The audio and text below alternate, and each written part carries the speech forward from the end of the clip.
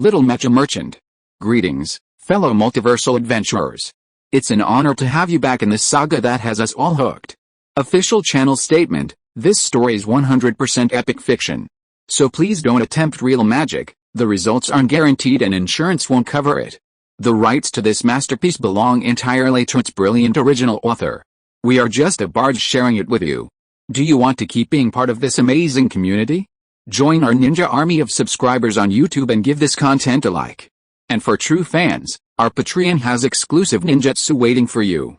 Chapter 151 Temporary Sales Event, Part 1. Yang Hong was happy, but someone else wasn't. Seeing him grinning so broadly his eyebrows were practically bulging, Suyinru was furious. They were in trouble, and quite a bit of trouble at that, and the person in charge was actually laughing? The young woman was practically fuming. Uncle Zaba coughed a few times. Young Yang, your component design drawings have been leaked. Oh, Yang Hong nodded nonchalantly. What's the situation? Suyinru glared. You're the big boss. Shouldn't you be surprised to hear the design drawings have been leaked? Oh, Yang Hong nodded, then feigned surprise. What's the situation? Suyinru felt like she couldn't catch her breath. She was about to go crazy with anger. Uncle Zaba also slapped his forehead and shook his head.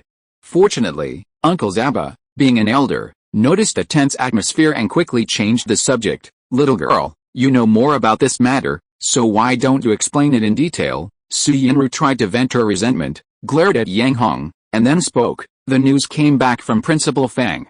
Xianqi and Luoli, the three major parts manufacturers in Haiyang City, released 3 new parts today, and these 3 parts are the very ones we rejected a while ago? The 3 we didn't want? Yang Hong asked.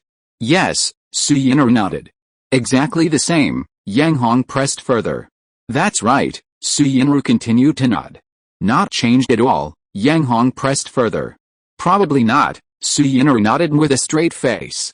Okay, you can continue, Yang Hong indicated his understanding and gestured for the little girl to continue. Suyinru's face darkened, but she continued the original topic. They obtained a new alloy, and its performance is almost identical to a Wild Wolf alloy number 1, so the parts produced from it also have nearly the same performance. Impressive? They've developed a new alloy that can rival Wild Wolf alloy number 1 so quickly, Yang Hong exclaimed in admiration. Wild Wolf alloy number 1 was an alloy that Deadbug had painstakingly selected, far exceeding the technology of this planet, yet it had been developed by someone else so quickly. It has to be said, there are quite a few talented people on this planet. That's not the point. Seeing Yang Hong repeatedly bring up the topic, Suyinru flew into a rage. Then what is the point? Yang Hong blinked. Our design blueprints have been leaked, Suyinru roared. It's okay, Yang Hong waved his hand casually. Those are all useless blueprints, we've scrapped them all, we don't need them anymore. Uncle Zaba was dumbfounded. Suyinru's eyes twitched.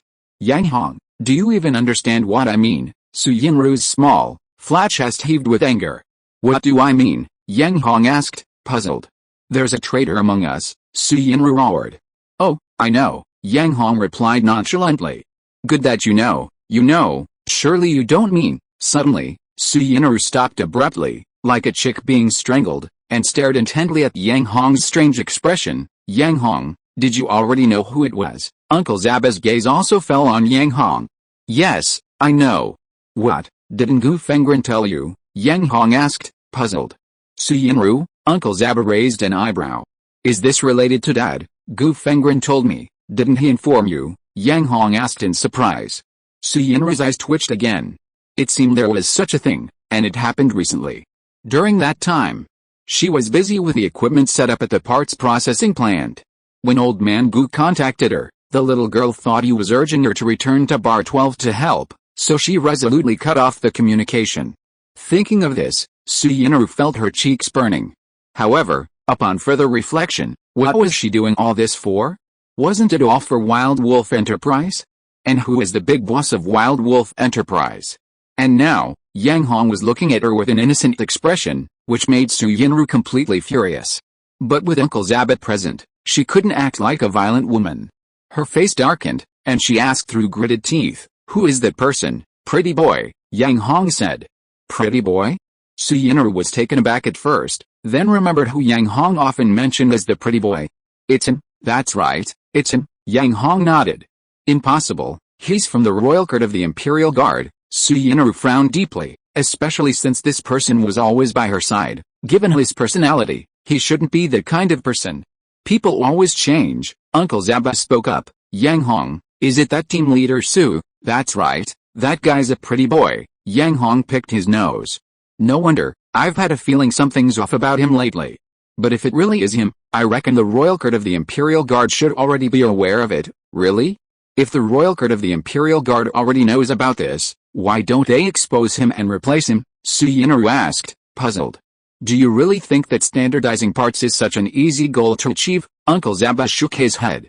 Actually, the Star Palace has been pushing this project for a long time. Do you know why it hasn't succeeded after all these years? Yang Hong scratched his head. Suyinru looked completely bewildered. A complex society, and complex interpersonal relationships, Uncle Zaba rarely showed a melancholy expression. And most importantly, it's about the interests of all parties. When interests are divided and disagreements arise, even projects that could drive social progress can be halted midway. This time, the standardization of parts was just a project proposed by a small mecha manufacturer from the royal court of the royal heroes, so it didn't attract the attention of the bigwigs. But the royal court of the royal heroes does have some enemies. The reason your design drawings were leaked is most likely because of enemies of the royal court of the royal heroes. The people of the royal court of the royal heroes all knew about this. So why didn't they inform us so we could be prepared? Suyinru complained. I'm afraid the royal court of the royal heroes has a huge plan this time. As their partners, they will naturally put you through a test, Zaba said. If you can't even overcome this small difficulty, forget about the future. You'll probably be on the verge of bankruptcy right now, becoming dust in history, trampled on by everyone. It seemed to make sense. Suyinru blinked. Yang Hong, on the other hand, continued picking his nose, completely unconcerned. How do you plan to resolve this incident? Zaba looked at the two of them and asked. Does it even need solving? Yang Hong picked his nose and flicked it away. It's just a tiny grasshopper. It'll disappear in the blink of an eye. The road is flat. You can go whichever way you want. Yang Hong hummed. That's right, that's right. Suyinru felt that Yang Hong was the most reliable person this time. Their thoughts coincided. Zaba smiled and didn't say anything more. Chapter 152 Temporary Sales Event, Part 2. Let's ignore the young man's leak for now. What's the problem with the two major parts manufacturers in Haiyang City listing our parts? Suyinru, who no longer liked team leader Su, echoed Yang Hong's question. That's simple, Yang Hong said, tilting his head back and picking his nose. Simple? Suyinru's brows furrowed. Although the design drawings were obsolete, the core components were still identical to those being produced in the workshop. If they became ubiquitous, their parts sales would likely be affected. Uncle Zaba remained silent, smiling at Yang Hong, wanting to see his solution. Since they want to sell, let them sell for a few days, Yang Hong said nonchalantly. Uncle Zaba looked surprised and raised an eyebrow. Yang Hong, Suyinru exclaimed, you make it sound so easy.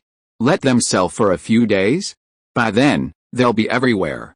How will we sell our parts after they're launched? Their appearance and performance were almost identical. They were already in a passive position. If things continued to go unchecked, she'd be devastated. Don't forget why those parts were abandoned, Yang Hong continued, picking his nose. Since mech pilots accept parts like that, how can our parts, designed specifically for their wallets, not sell? Right, Suyinru blinked. She hadn't thought of that.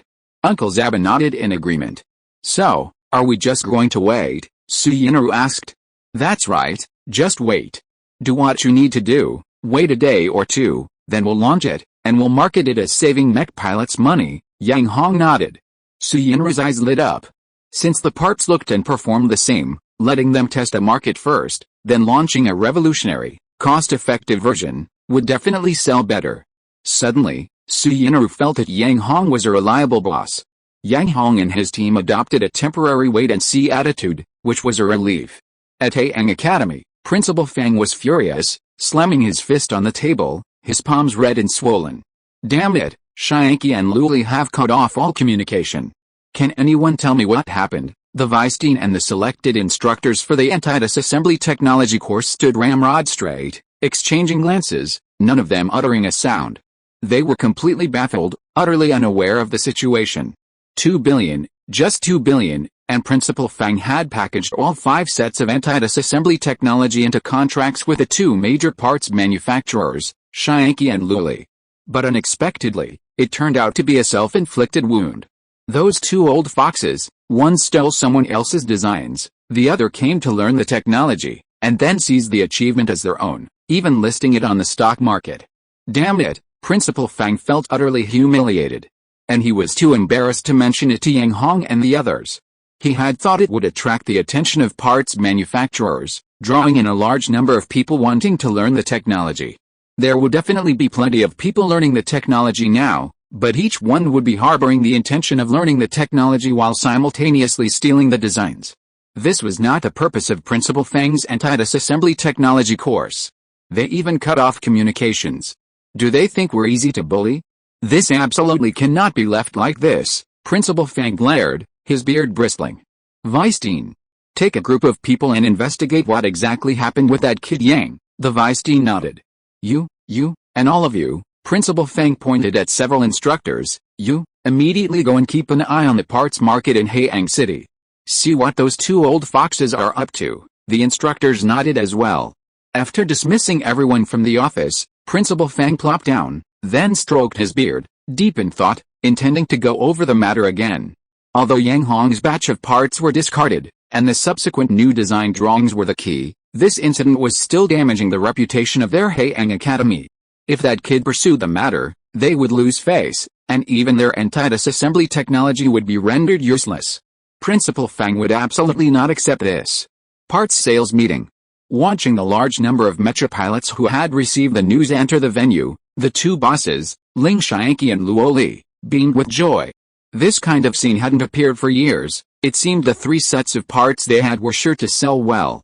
Hey, why are even the big bosses from the parts factory out here to show their support? One Mecha pilot remarked.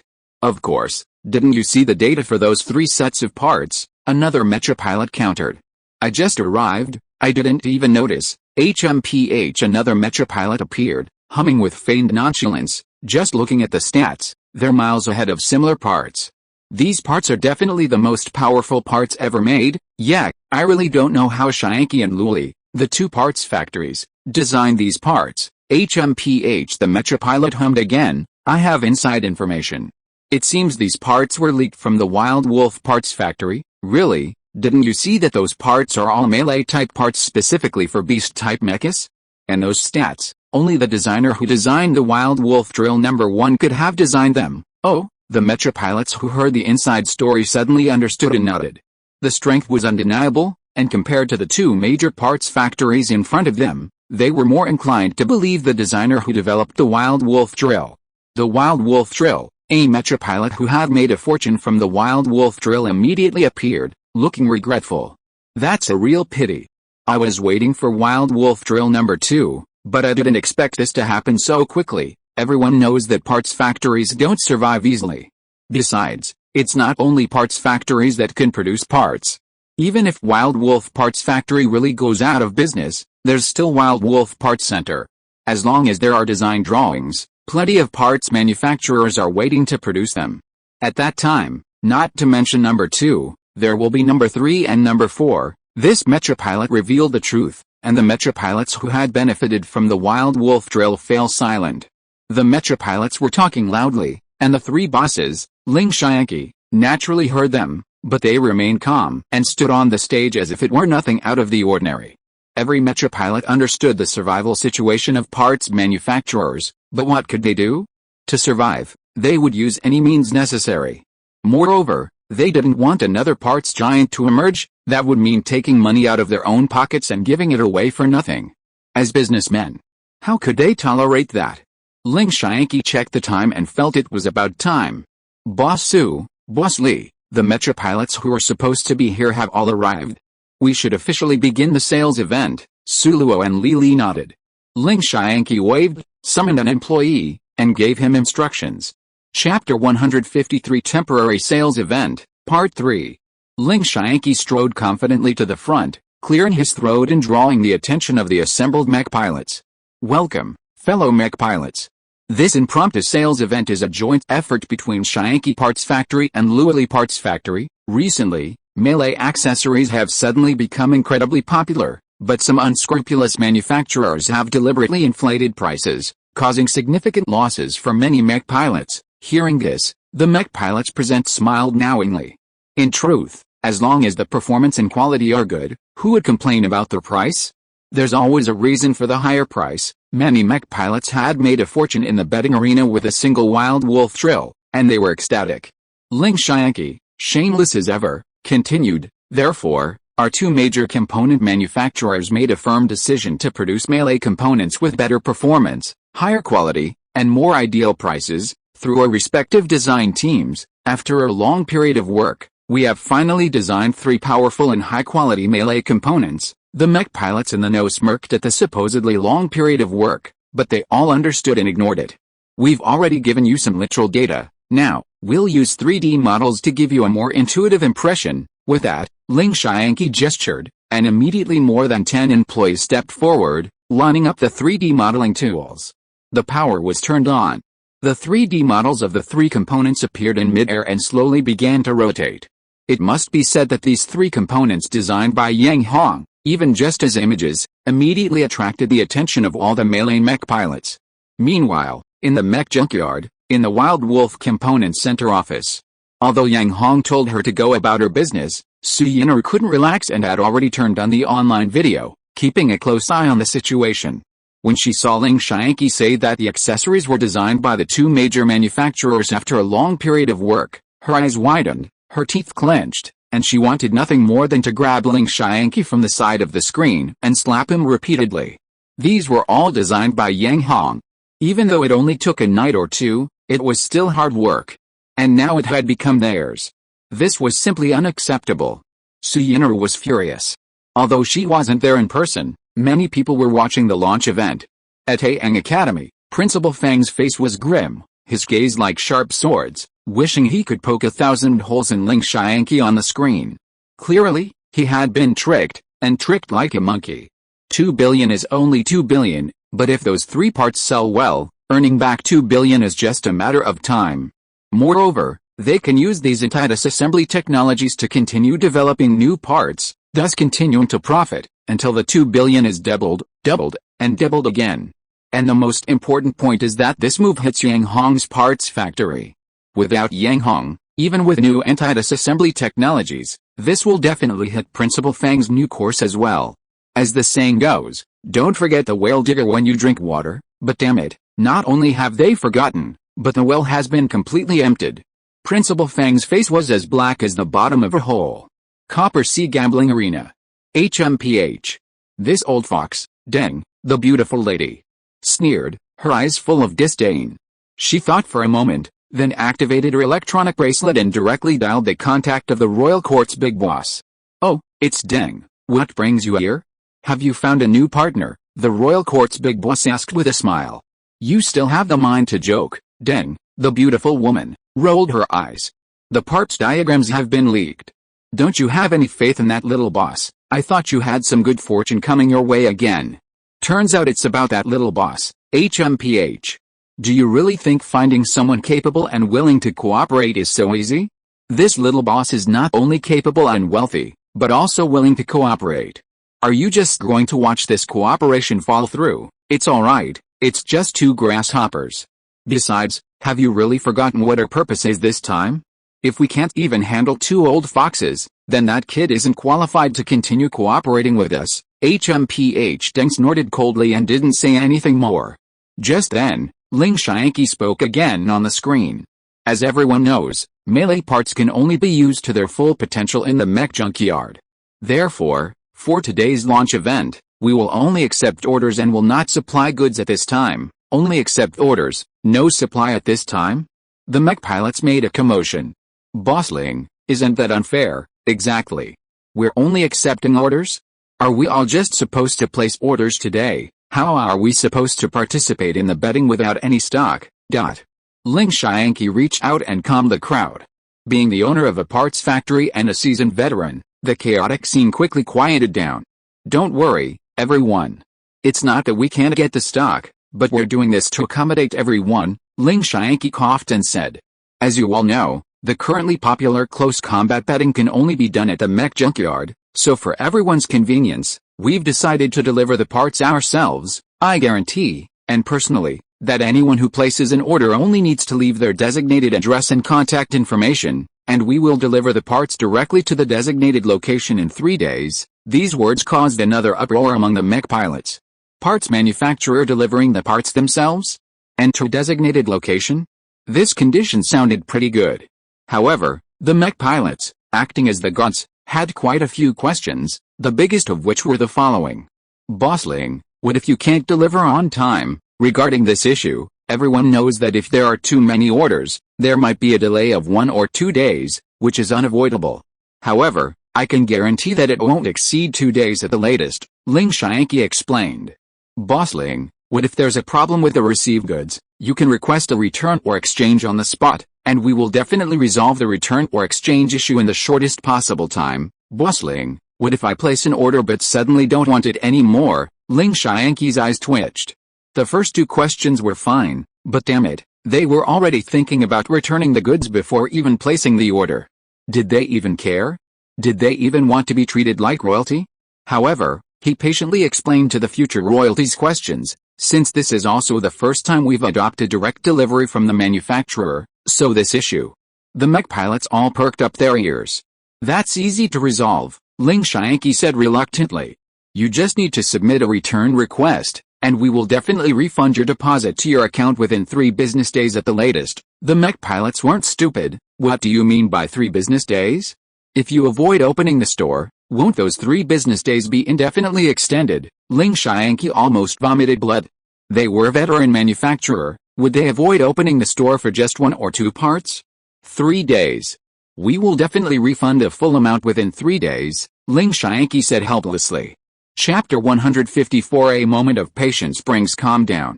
The mech pilots were very satisfied with the return policy, which offered full refunds within 3 days. So, they rushed to place orders. Recently, the #1 Wild Wolf drill had been incredibly successful, making a fortune in the arena, leaving those who missed out envious.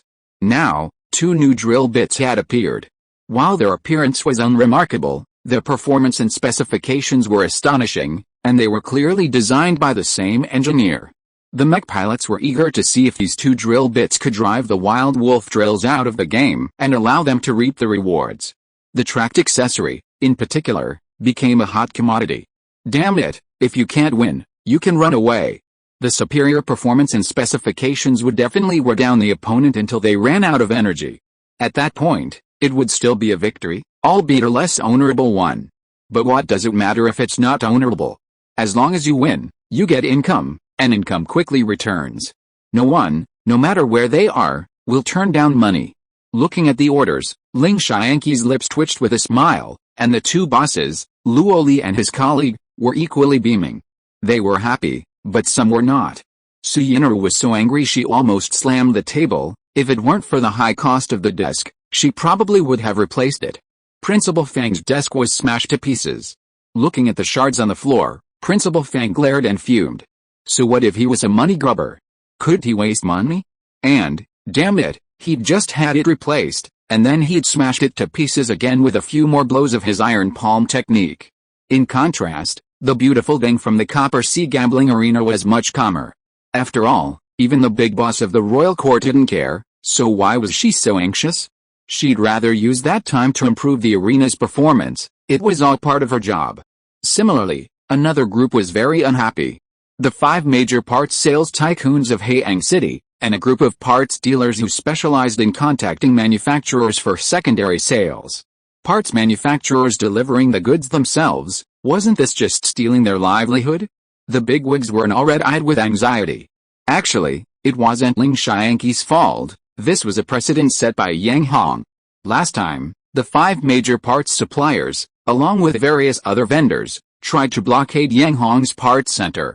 Unexpectedly, Yang Hong designed a new part, and out of resentment towards the suppliers, they sold it directly, eliminating layers of exploitation. As a result, they not only made a fortune but also earned enough to enter the parts manufacturing industry. Who wouldn't complain about making money? Moreover, putting aside profits, if they succeeded this time, they, as parts manufacturers, wouldn't have to cater to those parts centers anymore. A win-win situation. Therefore, this time, Ling Xiangqi risked offending a large number of suppliers and parts sales bigwigs, gritting his teeth and breaking new ground. The result was very satisfactory. Although they were currently only orders, once delivered, the profits would be astonishing. Without profits and income, the 5 parts sales bigwigs were ashen-faced. They were probably unrecognizable at night without the lights on. These bigwigs quickly gathered again to discuss solutions. Leaving them aside, let's return to the Mecha junkyard. At the Wild Wolf Parts Center. Outrageous. Absolutely outrageous, Su Yinru gritted her teeth. Seeing the shameless Ling Xiangqi, the young woman couldn't hold back and quickly had an employee call Yang Hong over. Yang Hong, look at this Ling Xiangqi, what's going on? Caught off guard, Yang Hong was bewildered. This guy not only stole your design drawings, but he also claims they designed them themselves. Oh, Yang Hong nodded. That was normal. He was prepared for this, after all, they'd already sold them on the market. How could they admit the drawings were stolen? Anyone would say the same thing. Yang Hong, aren't you angry? Su Yinru asked, her face dark. She had called Yang Hong over to give him a piece of her mind and discuss releasing the improved parts ahead of schedule, but she hadn't expected him to remain silent, just smiling. Damn it, at least show some anger, express your dissatisfaction. Angry? Angry about what? Yang Hong asked, blinking in surprise. They stole your parts blueprints, and they've even produced them and are selling them like hotcakes. Aren't you angry at all? Su Yinru's eyes twitched, her right hand clenched into a small fist, veins bulging. Besides, she'd called Yang Hong over to give him a piece of her mind, not to stand by and smile. No, no, Yang Hong waved his hand. A moment of patience will calm everything. What? Su Yinru's eyes widened in disbelief. They haven't sold any yet, have they? Yang Hong shrugged. So many orders, are you blind? Su Yinru huffed. Each order was equivalent to selling 1 part. Watching those mech pilots rushing to the front lines, her heart bled. She felt like she was handing over the money she should have earned. An order is an order, but the goods haven't been delivered yet, Yang Hong said. It's not a sale until the goods are delivered. Besides, that guy said he'd deliver in 3 days, 2 more days, 2 more days and we'll hold the press conference again, Yang Hong said, yawning. Yang Hong, Su Yinru was speechless with anger. Yang Hong hummed and didn't say anything more. Actually, did they really think Yang Hong was a fool? He was shrewd. With accessories of the same performance and data, plus an improved design, once they hit the market, unless those Mecha pilots were out of their minds, they would definitely switch to buying Yang Hong's accessories. Ling Xiangqi said he wouldn't deliver in 3 days, so in these 2 days, the workshop would work overtime around the clock to produce more accessories. Then they could collect money and deliver the goods at the same time. How convenient. And most importantly, by then, those Mecha pilots would definitely apply for returns one by one. Thinking about Ling Xiangqi receiving a bunch of return applications. Haha. Yang Hong smiled slyly. Suddenly, a chubby little hand appeared in front of Yang Hong, waving incessantly, almost blinding him. Focusing his gaze, he realized it was the little girl's hand and quickly pushed it aside. What are you doing? What are you doing? Su Yinru's face darkened. Looking at Yang Hong's sly smile, she felt uncomfortable.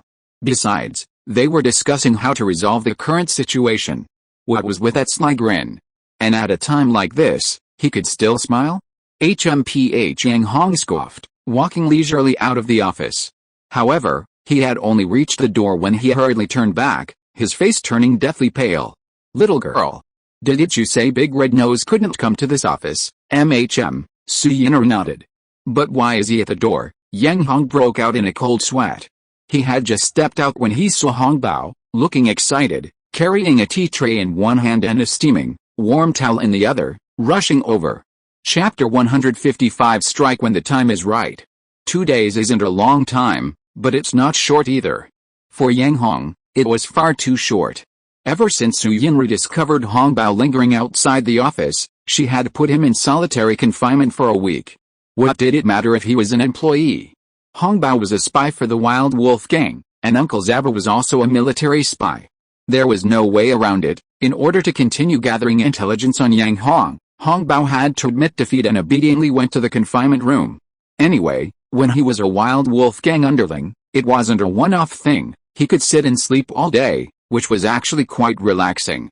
Without Hongbao trailing behind, Yang Hong slept soundly for 2 whole days. But he still felt the time was too short. As for the little girl, she felt like every day was an eternity, restless and constantly running between the workshop and the office, keeping an eye on the 2 major parts manufacturers, Shianki and Luli. Of course, there were also some people who were worried sick.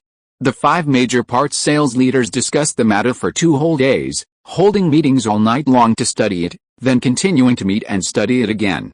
2 days and 48 hours had passed, and they still hadn't found a solution. With parts manufacturers delivering directly, it was safe to say their livelihoods were in serious jeopardy. Even if they were made of iron, they'd be severely damaged. That morning, Su Yinru summoned Yang Hong to her office early. Yang Hong had initially planned to stay in bed longer, but the little girl's command to close the door and release the red flag made him jump out of bed and rush to the office. At the Wild Wolf Parts Center, in the office, Yang Hong, Su Yinru, Uncle Zaba, Song Shuming, and the center's supervisor, Lin Ming, were all gathered. Yang Hong, it's been 2 days. Shouldn't we start selling the parts? Su Yinru asked impatiently. Sure, no problem, let's put them out there for a spin, Yang Hong nodded. What do you mean by put them out there for a spin? I've already prepared a venue for you. Uncle Zaba stood up. The Zhang family's repair workshop has been empty, so I've applied to the military. For the next 3 days, this workshop will temporarily belong to you. Really? Su Yinru exclaimed in surprise. Uncle Zaba nodded and sat back down. This was definitely the best news Su Yinru had heard in 2 days, and she immediately perked up. Lin Ming, how many parts have been produced in the workshop? Lin Ming stood up. As you instructed, 50 sets of drill bit parts and 76 sets of track parts have been produced so far. The total was 176 sets. Su Yinru frowned, not entirely satisfied. However, it was still acceptable that they had managed to produce this number in such a rush. Yang Hong, it's your turn. Me. Yang Hong blinked. What does this have to do with me? What does this have to do with you? Su Yinru's eyes twitched. Yang Hong, this plan, it seems, was your idea, wasn't it? Uncle Zaba's gaze fell on Yang Hong. Song Shuming also turned to look at him. Although Lin Ming had his head down, his eyes were still fixed on Yang Hong. A plan? Yang Hong scratched his head. I didn't come up with any plan. Uncle Zaba raised an eyebrow. Song Shuming's gaze went blank. Lin Ming kept his head down, but his lips twitched. Yang Hong, Su Yinru was completely enraged. I just said, when it's time to act, act. Yang Hong shrugged. Uncle Zaba smiled. Song Shuming's gaze finally returned to normal. Lin Ming secretly wiped away a bead of sweat. Yang Hong, Su Yinru's eyes were almost brimming with tears. Then why aren't you acting yet? I'll act. Why are you so agitated? Yang Hong thought to himself, puzzled. Well, when Su Yinru's almost murderous gaze returned, Yang Hong quickly spoke up. Ling Shianki also said that he will deliver the goods in 3 days, which is tomorrow. That's right, that's right. Su Yinru nodded vigorously. Uncle Zaba has already applied for advertising time on the electronic bracelet. Yang Hong turned and asked. Yes, Uncle Zaba nodded. However, this time he only applied for 5 hours, which means from now on, there are only 5 hours of advertising time in total. Then why aren't you running the ads yet? Yang Hong glared. But you didn't say what kind of ads to run. Uncle Zaba looked helpless. That's true. Yang Hong scratched his head. Song Shuming sighed and shook his head. Lin Ming rolled his eyes. Yang Hong, hurry up, what ads should we run? Su Yinru asked anxiously. Yang Hong thought for a moment. That's easy. Wild Wolf Drill number 2, number 3, Super Speed Track number 1. That's it. After waiting for a long time without Yang Hong continuing, Su Yinru couldn't help but ask. Uncle Zaba's eyes were also fixed on Yang Hong. Song Shuming and Lin Ming, needless to say, had been watching Yang Hong for a long time, waiting for his next sentence. That's it. Yang Hong nodded. Yang Hong, Su Yinru felt a volcano inside her, about to erupt. Uncle Zaba slapped his forehead, not knowing what to say. Our Wild Wolf Drill number 1 is a great success. Do number 2 and number 3 really need extra advertising? And the track accessories are performing very well too, Yang Hong said. But Ling Shianki and his team have already sold these accessories, Su Yinru said angrily. They've already sold them. What does that have to do with us? Yang Hong blinked. You? Su Yinru's eyes were practically brimming with tears. We're Wild Wolf Enterprise? Isn't that name enough to track those mech pilots? Yang Hong was puzzled. Uncle Zaba's eyes lit up, and he suddenly laughed. I really forgot. You're Wild Wolf Enterprise. That name alone is enough to track those mech pilots. Why would you need exaggerated and complicated advertising? As he spoke, he raised his electronic bracelet and began operating it, preparing to release Yang Hong's advertising copy. Is Wild Wolf Enterprise really that famous? Su Yinru couldn't believe it.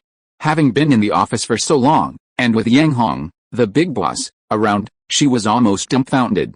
Leaving aside the fact that the Wild Wolf drill is number one, just the fact that you emerged from the blockade by the 5 major component manufacturers has already established your prestige among mech pilots. Moreover, your Wild Wolf drill number one, in terms of performance, quality, and subsequent achievements, all prove that anything produced by your Wild Wolf Enterprise is guaranteed to be top-notch, Uncle Zaba said with a smile. It seemed to make sense. Su Yinru blinked.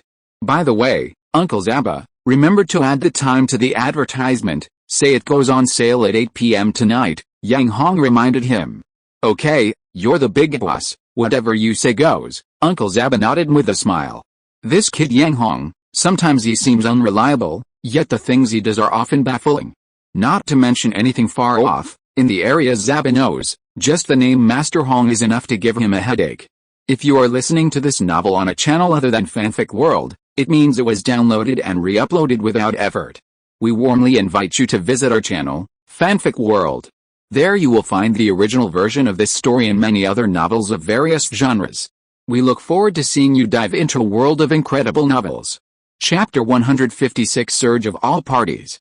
At the number 12 bar, in the arena, a beast-type mech equipped with a number 1 Wild Wolf drill slowly descended from the arena with a deafening roar. This was the recently infamous Sirius beast-type mech from the number 12 bar, a guy who had made a fortune with the Wild Wolf drill. He'd especially amassed a fortune by targeting those rich, foolish outcasts who thought themselves incredibly skilled but were utterly vulnerable. The mech pilot was a middle-aged man with a stubble beard and long, flowing hair. With the number 1 Wild Wolf drill, he had not only made a lot of money but also thoroughly enjoyed the thrill of close quarters mech combat. This style of combat completely satisfied his expectations of war. Beep beep beep. Just as he stepped out of the cockpit, his electronic bracelet beeped urgently. Another ad. The stubble-bearded, long-haired man frowned, raising his hand to turn off the ad on his bracelet.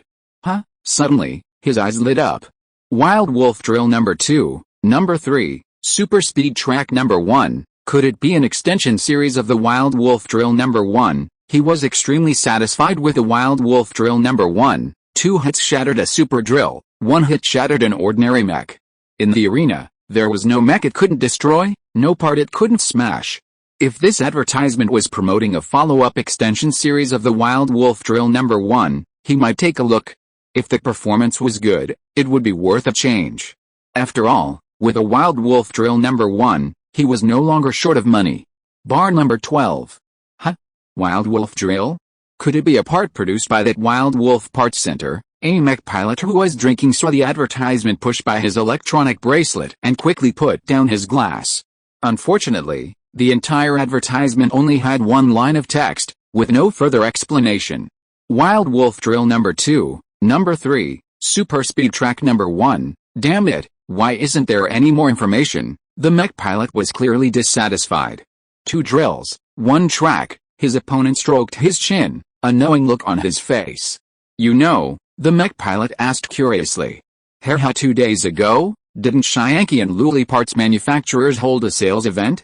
The parts they sold were exactly 2 drills and 1 track. I heard that the track sold an astonishing number. How did that happen? The mech pilot immediately became interested. Haha, his opponent hummed without speaking, but instead raised his almost empty glass and gulped it down. Waiter, another drink. No, 4 drinks. The mech pilot quickly called for more drinks. His opponent then started gossiping, burping from the alcohol. Let me tell you, there's some inside story that outsiders don't know. I heard that Shayanki and Luli Parts Factory got their design blueprints from Wild Wolf Processing Plant. Really? The Mecha pilot's eyes lit up, and he quickly asked. The same thing was happening at various tables in bar number 12. However, as the unsuspecting Mecha pilots learned the inside story, they became even more eager to go to Wild Wolf Enterprises' sales event to see what was going on. because they all knew that once Wild Wolf Enterprises parts sales event started, there would definitely be some unexpected, yet predictable, things that would happen. These were the topics of conversation among the Mecha pilots over tea and drinks, and also the capital for getting drinks. Haeang Academy. This kid has finally decided to put those parts out for sale. Principal Fang stroked his white beard. The vice dean beside him chuckled. This Yang Hong is a guy who never admits defeat.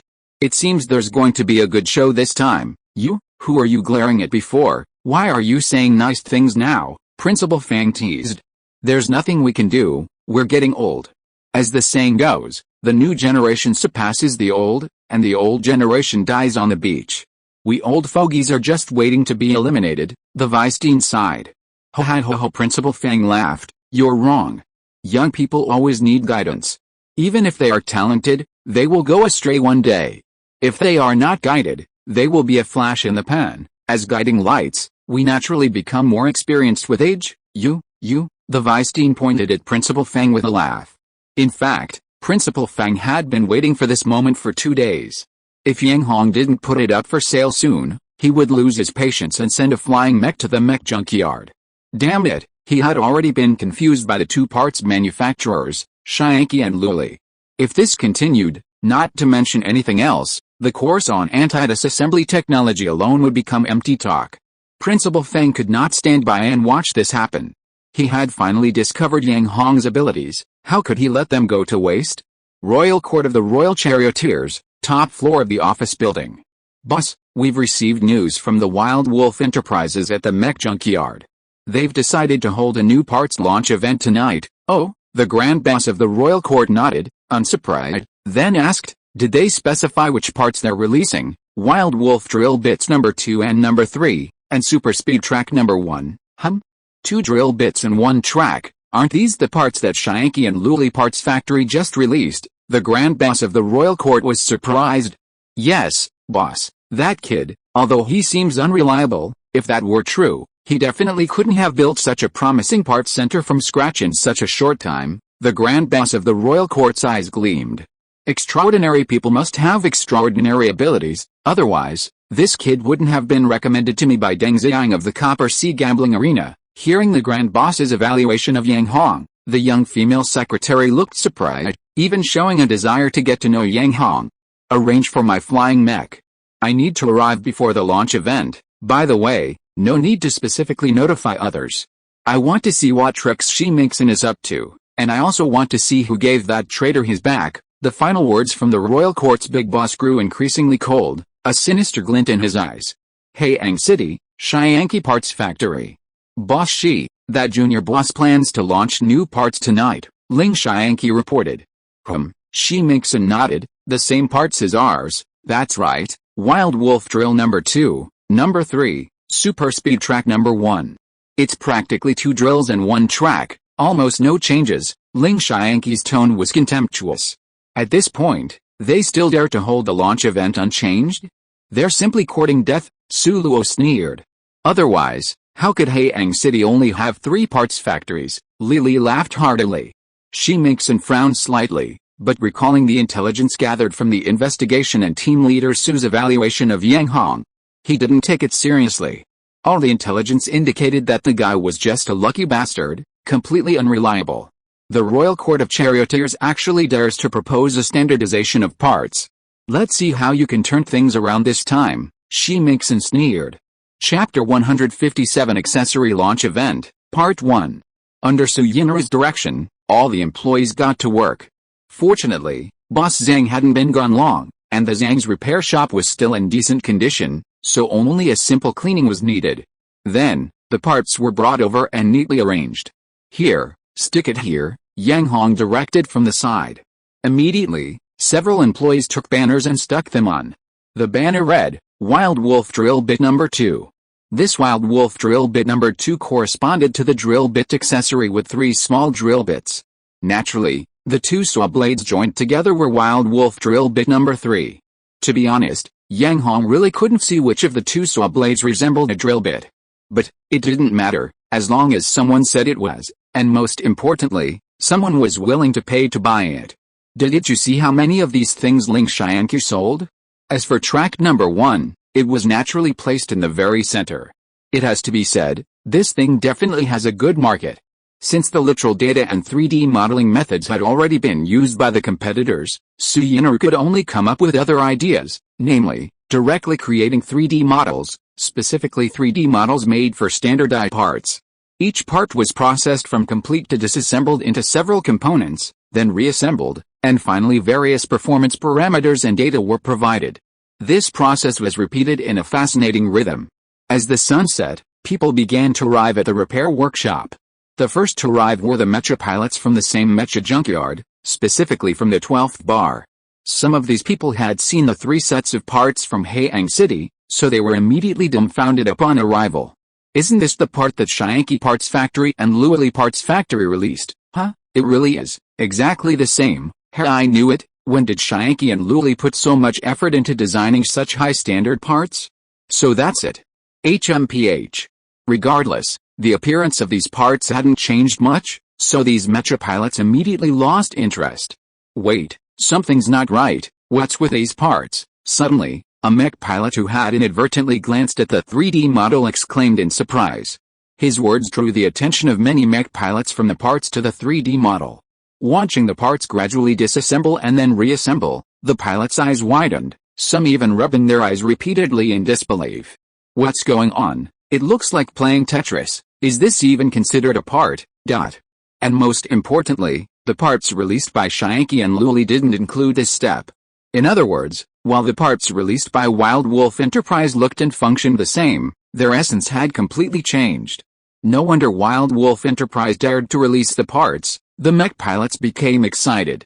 At this moment, a middle-aged man with a stubble beard and long, flowing hair appeared outside the door.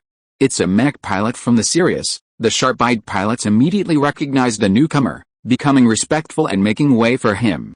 The newcomer was unceremoniously unceremonious. However, upon seeing the Wild Wolf drill number 2 and number 3, he frowned deeply. These are the follow-up extensions of the Wild Wolf drill. Compared to these 2 accessories, he still preferred the Wild Wolf drill number 1. Simply put, it was bigger.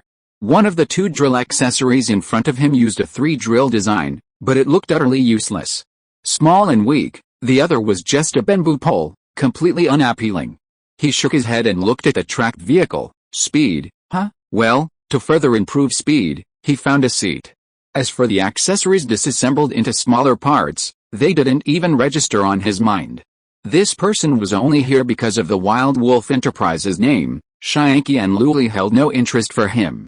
A short while later, 2 flying mechas roared past. This time, it was Principal Feng of Haiyang Academy and the Vice Dean of the Accessory Design Department who arrived. Although busy, Suyinru still went to greet them, and even dragged along the reluctant Yang Hong.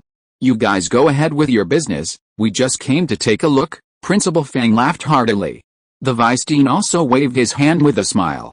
Actually, it wasn't really their business. Principal Feng was just there to show his support for the anti-disassembly technology course, to prevent Shianki and Luoli from stealing the spotlight. Besides, they really thought highly of Yang Hong, and of course, the 3 sets of standardized, redesigned parts. See, I told you, they don't need us to come out and greet them, Yang Hong said casually, picking his nose. Suyinru, Principal Feng's face darkened. The Vice Dean felt awkward. Even so, they had to put on a show. After all, they were there to show their support. Besides, they were both senior figures, couldn't they even offer a token gesture? Just as Suyinru was itching to grab Yang Hong's ear, someone else arrived, resolving the awkward situation. Whoosh, 2 more flying mechas landed. Deng, the beautiful manager of the Copper Sea gambling arena who had acted as the matchmaker, couldn't possibly be absent. However, she was accompanied by another person, a bald, burly man. Sister Deng, Suyinru greeted excitedly. Sister Deng, Yang Hong blinked, wondering when she'd become sister. He stepped forward, glancing at the bald man.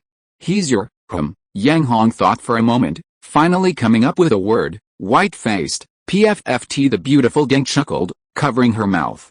What do you mean by white-faced? The bald man's face darkened, giving Yang Hong a disapproving look. This is my partner. He's quite interested in the parts you produce, so he came to take a look and maybe support you. Deng leaned closer, whispering, Kid, let me tell you, If your parts are well designed, he'll place a big order. Before Yang Hong could respond, the sharp-eared Su Yinru immediately understood. She quickly forced a smile. Boss, what parts do you need? If you have special needs, we can design them specifically for you. With Yang Hong there, Su Yinru indicated that whatever parts he wanted, they were all available, as long as someone paid for them. I'll just take a look, the bald man quickly chuckled. At the same time, he was inwardly fretting. How come the two bosses of Wild Wolf Enterprise seemed so unreliable? Su Yinru wasn't going to let him off the hook. After all, a big order meant a lot of revenue, even a discount would be a bonus. Big boss, look, if there are any accessories you'd like, you can really bring them up. I really just want to take a look, the bald man said, half laughing, half crying, while giving Deng the beautiful woman a fierce glare. Chapter 158 Accessory Launch Event, Part 2. The bald man had indeed come to take a look. At a glance, he spotted the 3D model next to the parts. Seeing the model's transformation process in the 3D model, his eyes lit up, and he quickly ran over. Excellent, this is exactly what I need for standardization. Watching the parts disassemble into numerous details and then reassemble to restore the complete parts, the bald man became increasingly excited. However, his brows quickly furrowed. This design is good, but can you survive in the competition among so many parts manufacturers? The current parts design perfectly caters to parts standardization, but if it's only for the sake of standardization, it's not a sustainable strategy. Because with the current design method, it's easily copied by other parts manufacturers, and then, like other parts manufacturers, you'll only end up bankrupt. Yang Hong picked his nose, unconcerned. The parts those guys produce, those are blueprints we've already discarded. The bald, burly man frowned slightly, then laughed. Alright, let me see what tricks you've got up your sleeve. Yang Hong continued humming. Kid, I have some good news for you. The bald, burly man smiled and leaned closer to Yang Hong. What news? If your parts are indeed good, my purchase order won't be less than 500 units. Saying this, the bald, burly man held up 5 fingers and waved them. Oh, Yang Hong nodded. Looking at his expression, the bald, burly man's eyes twitched occasionally. Can't you at least show some surprise? This was a huge order. Even the 5 big shots of Haiyang City would be moved if they heard it. TCH, only a few hundred units, no big deal. Yang Hong waved his hand. Actually, it didn't really matter to Yang Hong. Large orders would definitely have their prices driven down, not even reaching the price of a single item, which would significantly reduce his profits. Besides, the money was all controlled by that little girl. No matter how much he earned, it wouldn't pass through his hands. That was the key point. The bald, burly man was frustrated. Yang Hong was even more frustrated. As 8 o'clock approached, the number of attendees was considerable. To Su Yinru's surprise, 2 of the 5 major parts manufacturers from Haiyang City had also come, Pang Yanian, the leader of Han, and Zhao Yanhei, the leader of Flash Message. Both of them had met with Yang Hong before. While the encounters were mixed, both, like the Mecha pilots, casually found seats and didn't disturb them, so Su Yinru didn't bother them. That evening, at exactly 8 o'clock, the press conference began as scheduled. Normally, Su Yinru would handle this kind of event alone, but given the special nature of the parts this time, she brought Yang Hong along. After all, as the parts designer, Yang Hong had many details to explain. As an opening remark, most people coughed, and Su Yinru was no exception. After drawing everyone's attention, she spoke with satisfaction. I probably don't need to introduce today's parts launch event much. Everyone has already seen the performance and data of the parts at the launch events of the past 2 days. The Mecha pilots who knew the inside story mostly smiled knowingly. However, I can tell you here that those design drawings were actually discarded drawings. They were things that couldn't be presented to the public. The audience was initially eerily quiet. Then, with a whoosh, the Mecha pilots became excited and began to discuss amongst themselves. Those parts drawings were discarded drawings. That's impossible. Those parts clearly have extremely high performance and data. Could they be hiding something else? It's hard to say. After all, the parts designers are still here. Anything can happen. Looking at the somewhat chaotic Mecha pilots, Principal Feng and his group smiled without saying a word. He picked up the tea that had been prepared and sipped it down in one gulp. The bald man and the beautiful Deng exchanged a glance, revealing an "I knew it" expression, their eyes gleaming with surprise. The two parts tycoons remain quietly seated, offering no comment. In another corner, two disheveled Mecha pilots, their faces grim, stared menacingly at the two on stage. Suyinru gestured downwards, regaining control of the situation. Once the Mecha pilots quieted down, she continued, "Regarding the parts we've launched, please have our big boss, Yang Hong, explain them to everyone." With that, she shoved Yang Hong forward. Yang Hong was bewildered. Wasn't he just there to go through the motions? Why did he have to explain? Seeing everyone's eyes on him, Yang Hong had no choice but to reluctantly say a few words. But, he scratched his head, then scratched it again, and finally scratched it again. Damn it, he really didn't know what to explain. Parts are just parts, do they really need explaining? Those willing to buy, pay up, those unwilling, clap their hands and leave, he wouldn't stop them. However, seeing the increasingly grim expression on the little girl's face, he had to bite the bullet and say, "Let me explain our components to everyone." "Well, you all understand the performance and specifications, right?" "Yes, absolutely," the Mecha pilots echoed. Yang Hong's eyes lit up, and he chuckled, "Since everyone understands, then pay up. I'll try my best to give you a very, very favorable price." The Mecha pilots, Suyinru, standing nearby, was almost dizzy. Was this some kind of talker? PFFT, Principal Fang spat out a mouthful of tea, his eyes wide, speechless. The Vice Dean covered his mouth and chuckled. The bald man and the beautiful Deng were embarrassed, not knowing whether to laugh or cry, and could only shake their heads. In another corner, two down on their luck Mecha pilots looked at each other with disdain, a cold smile playing on their lips. "Okay, we really like that incredibly good price, but you have to tell us how these parts differ from the ones that were released 2 days ago?" Reluctantly, one of the Mecha pilots stepped forward. "Different," Yang Hong blinked. "Those designs were rejected by us, unwanted, things we threw in the trash. You're not planning to buy them from there, are you?" The pilot touched his nose, looking rather embarrassed. The bald, burly man sighed, unable to bear it any longer. He stood up abruptly, pointing at the 3D model. "Boss, can you tell me why the parts are disassembled into many pieces and then reassembled?" "Well," Yang Hong scratched his head. Immediately, all the Mecha pilots perked up their ears. They had only stayed because they noticed this, otherwise, many of them would have already left after seeing the 3 sets of parts. Chapter 159 Accessory Launch Event, Part 3. "Oh," Yang Hong explained, "that's called part standardization." And then, that was it. Yang Hong's sentence ended there. That was it? The Mecha pilots were dumbfounded. The bald giant was dumbfounded too. He just said one sentence, and then nothing more? Moreover, what did parts standardization mean? These Mecha pilots were completely clueless, utterly clueless. The bald giant seemed to understand parts standardization, but damn it, he didn't know what the standardization of these 3 parts was, or where the standards were. And damn it, he had to explain it clearly, understandably, and in detail to the Mecha pilots present, otherwise who would willingly pay? Damn it, this kid is utterly unreliable. The bald giant said irritably, "Little boss, if you don't explain it clearly, will we buy it?" "That's right, if you don't explain what parts standardization means, we absolutely won't pay." "That's right, absolutely not." Seeing this scene, the two down on their luck Mecha pilots in the corner laughed, and their laughter was sinister. Suyinru was nearly driven mad with anger, almost ready to shove Yang Hong behind the stage. Yang Hong was equally displeased, his face stern as he grumbled, "Not paying is fine, but if you really lose in the betting arena, don't blame me. Also, if you're blacklisted by Wild Wolves again, don't even think about buying any Wild Wolves parts." These words immediately silenced the room.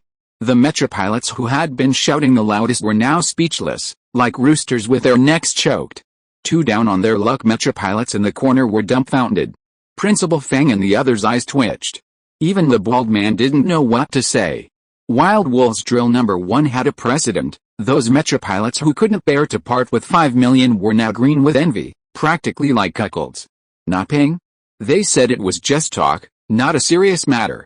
Damn it, if what a boss on stage said is true, and these parts are all backed up, then they'll have nowhere to cry. Besides, the boss also said that not paying is equivalent to being blacklisted. Once blacklisted, it'll be impossible to buy any parts produced by Wild Wolf in the future. I want a tracked component. Just then, A mech pilot stood up. This person was the mech pilot from the series. You want to buy it? Yang Hong was stunned. Su Yin'er was also taken aback, then her eyes lit up, and countless money symbols flashed across her face. Because she understood that once the first person was involved, there would definitely be a second, a third. This was all money, all profit, all income. That's right, as long as it's a part produced by Wild Wolf Enterprise, as long as it's a part one like, I'll buy it, the serious mech pilot said decisively. This is great news, Yang Hong chuckled. You must be someone who bought our Wild Wolf drill number 1. How about it? Can you share your thoughts with everyone? Finally, someone stepped forward, and Yang Hong was eager to establish the reputation of his Wild Wolf brand. Not buying? Yang Hong snorted, glancing at everyone present. The serious mech pilot turned around expressionlessly, coldly asking the group of mech pilots, do you need me to share my thoughts on the Wild Wolf drill number 1? No, no. The mech pilot's eyes twitched, and they waved their hands repeatedly. Did he even need to say anything? This guy was a serious mech pilot. Sirius had dominated the 12 bar with the Wild Wolf drill number 1, making a fortune, practically overflowing with money. The mech pilot's eyes were practically bloodshot. And now, he wanted to buy more. It was estimated that at least half of the future 12 bar betting revenue would end up in his pocket. Thinking of this, some mech pilots almost cried, and some even decided to avoid the Sirius at all costs. Seeing this, Yang Hong secretly chuckled. Who would dare not pay up in the future? However, after thinking for a moment, he pulled the serious mech pilot aside and asked, you only want the track parts? That's right, the performance of these tracks will definitely increase my combat power. After thinking for a moment, he added, as long as my combat power is improved, it will at least increase my income by 1/3. The mech pilots in the entire repair workshop fell silent, unable to utter a sound. Damn it, the serious mech pilot bought the parts and even promised to increase his income by 1/3. Their eyes turned red again. Damn it, if they didn't buy, they probably wouldn't be able to work in the mech junkyard anymore. This guy is good. Yang Hong was very satisfied, but he was still a little dissatisfied with only buying one part. So, he pointed to the Wild Wolf drill number 3 made of 2 saw blades. Then do you want to try this drill part? This, the serious mech pilot frowned slightly. Don't underestimate this thing. It can be installed on the mech arms. Imagine, the super large Wild Wolf drill number 1 installed at the front, and then the other arms are equipped with this Wild Wolf drill number 3. How cool would that be? Moreover, it's invincible, unbeatable against any mech, invincible, unbeatable against any mech. The mech pilots gasped, their eyes fixed on the Wild Wolf drill number 3. It sounded pretty good, but the serious mech pilot thought for a moment and said, I pilot a beast-type mech, I don't have mech arms. No mech arms? That seems to be it. The mech pilots' hearts finally calmed down, and they secretly made up their minds to definitely buy a Wild Wolf drill number 3 to increase their win rate in the arena and beat the Sirius. Most mech pilots who choose beast-type mechas are technically inferior groups. However, technical shortcomings can be compensated for with accessories. As long as they replace the accessories with more powerful ones, they can easily turn the tide. In the arena, losing once or twice is no big deal, as long as they can win back later. Once they win once, they will definitely win a second, a third. The money will come back quickly. A beast-type mech without mech arms? This is no problem for Yang Hong. He immediately pointed to the Wild Wolf accessory number 2 again. Don't underestimate this guy's small drill bit. Once all 3 drill bits are used at full power, it's not even weaker than the Wild Wolf drill number 1. As soon as he said this, the audience below immediately lit up as if a power source had been turned on. In the blink of an eye, a uniform red light appeared, the red light in the eyes of the mech pilots. The drill bit is too small, I'm not interested, the serious mech pilot curled his lip. The drill bit is too small? Yang Hong immediately perked up. This guy is exactly what he wants. What's your name? A name is just a code name. The serious mech pilot's tone was indifferent.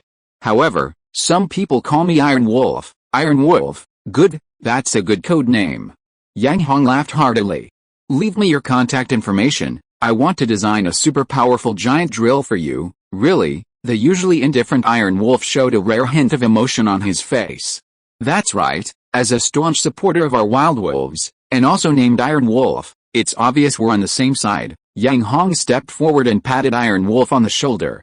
I can tell you, A drill designed by me can smash even military mechas to pieces in 2 hits.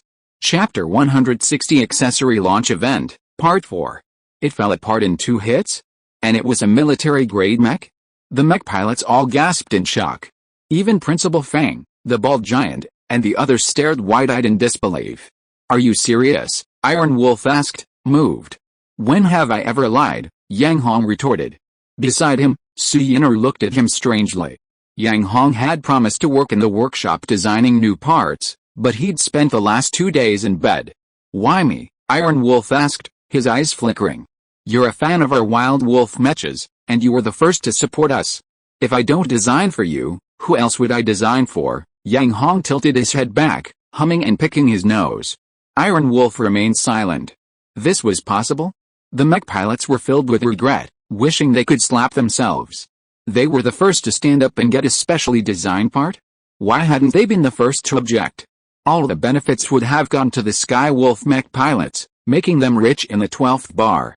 The thought of making a fortune filled them with envy. This guy was really something, no wonder he could grow the parts center so big. The bald man and the beautiful Deng exchanged a glance, both seeing admiration for Yang Hong in their eyes. He was a bored businessman, a shrewd one at that. Even so, in the business world, only shrewd businessmen survive. Ordinary businessmen seem to either go bankrupt or struggle to survive. Principal Fang and the others nodded in agreement. Only the 2 down on their luck mecha pilots in the corner gritted their teeth, their eyes filled with cold malice as they stared at Yang Hong. Iron Wolf quickly exchanged contact numbers with Yang Hong. As the first person to show their support, I should give you a really good price, lest someone say I'm ungrateful, Yang Hong said, stroking his chin and thinking for a moment. Right, 50% off, I'll give you a 50% discount. He held up one hand and waved 5 fingers. 50% off? Su Yinru's mind went completely blank. With a 50% discount, where would they make a profit? To suppress them, Shianki and Luli manufacturers were only selling their parts for 500,000 per set. Clearly, if they sold them at a higher price, it would definitely affect their sales performance. Without sales, they wouldn't even make a profit, let alone lose money. Su Yinru had already calculated the cost of the parts. The cost price of these redesigned parts was still before the price was overturned. Even if they followed suit and sold them for 500,000, they would only make a profit of 100,000. And that didn't even include employee costs, energy costs, and other expenses. If they followed Yang Hong's 50% discount, they would still lose money. Su Yinru's face was very grim, but after thinking about it, she reluctantly accepted it. After all, this was a good start. Losing a little was fine, as long as they attracted mech pilots to spend money later, they could make it back. After Yang Hong finished speaking, he thought for a moment and then called out to the mech pilots, today is the day our Wild Wolf Gang's new parts are released, so the first person will receive a 50% discount. As for you, Su Yinru's heart tightened, and she pricked up her ears. The mech pilot's ears were also perked up. Let's give you a 30% discount, Yang Hong nodded, gesturing. A 30% discount? Although it was much less than a 50% discount, the mech pilots could still barely accept it. Yang Hong, Su Yinru was almost in tears. Not counting labor, energy, and other expenses, an 80% discount was needed to break even, but a 30% discount. There were quite a few mech pilots present, and she glanced around aggrievedly. Yang Hong coughed and patted Tai Lang's shoulder again. A 50% discount, 250, that number doesn't sound good, brother. How about this, you take a loss, raise the price yourself, give us a 60% discount, and we'll barely charge 3 million, what? He thinks a 50% discount doesn't sound good, so he asks the customer to voluntarily raise the price? Damn, is this really a businessman? The bald giant and the beautiful Deng's eyes twitched. Tai Lang thought for a moment and nodded on the spot. 3 million it is, I can accept it. As he spoke, he immediately transferred the money to Yang Hong. Although he'd given an extra 500,000, the young boss had at least promised to design a special accessory for him, so he considered it a deposit. 500,000 wasn't much anyway, it was just a small gamble, and he could earn it back quickly. 60% off, 3 million? Suddenly, Su Yinru blinked, thinking she'd misheard, and rubbed her ears several times. Yang Hong, how much is 60% off? 3 million, Yang Hong said, puzzled. He'd spoken so clearly, how could she not hear him? Yang Hong, Suyinru was excited, almost wanting to hug him and give him a big kiss. Another 5 million. So the original price of these accessories was 5 million. Now, even a 10% discount would have made her incredibly excited. The big boss was indeed a big boss, his thoughts and methods were unconventional. Suyinru smiled, her eyes crinkling into crescent moons. 60% off, 3 million? The Mecha pilots were stunned, quickly calculating in their minds. Holy crap! The original price of the accessory was 5 million, so a 30% discount would be 3.5 million? When did parts become so expensive? And at the launch event a couple of days ago, Shianki and Luli's parts were only 500,000. The Mecha pilots' lips twitched violently. Two down on their luck Mecha pilots in the corner couldn't help but sneer at this sight. Parts prices can't be set arbitrarily, they must be based on market demand and the needs of the Mecha pilots. Otherwise, if the price is outrageously high, who'll pay for it? The bald man and the beautiful Deng remained silent, their expressions calm as they quietly watched what tricks Yang Hong would pull. Principal Fang was even more composed, slowly sipping his tea. Sure enough, in the blink of an eye, a dissatisfied Mecha pilot stood up. Young boss, your price seems inappropriate, doesn't it? What? You have a problem with it? Yang Hong looked over. That's right, I do have a problem. The Mecha pilot wasn't afraid of Yang Hong's gaze at all, instead, he went to meet him. While Nima and his team admired the young boss before them, they weren't about to be taken advantage of or treated like suckers. 5 million versus 500,000, that's a tenfold difference. A full tenfold. With that money, they'd be better off buying more cost-effective parts, they'd eventually find cheap and practical options. The savings would probably be enough to buy a new mech. A couple of days ago, Shianki and Luli also released the same parts, with performance and specifications exactly the same as the ones you've shown, the mech pilot said grimly. That's right, so what? Yang Hong retorted. Their price is only 500,000. While you've mentioned 5 million. Are you trying to make us look like suckers? Chapter 161 Accessory Launch Event, Part 5. The mech pilot's words immediately garnered nods of agreement from almost all the other mech pilots. They weren't fools with money to burn. Nobody's money grows on trees, and if Yang Hong couldn't offer a reason, they would definitely turn around and leave. And whoever paid was the one who got sucked up. However, a small number of mech pilots fell silent. They had experienced the sale of the #1 Wild Wolf drill before. This situation was incredibly similar to what had happened back then. It would be a lie to say they had no objections, but if the drills displayed there were indeed holding back, they would definitely be blacklisted. That was something they didn't want to see. Since someone had spoken up, they were naturally willing to watch how things developed. After all, they wouldn't be the ones who ultimately suffered. You're comparing those junk parts to our good stuff, Yang Hong blinked. Junk parts? The two down on their luck mech pilots in the corner almost couldn't sit still. Fortunately, they managed to restrain themselves, but they were still gritting their teeth, looking furious.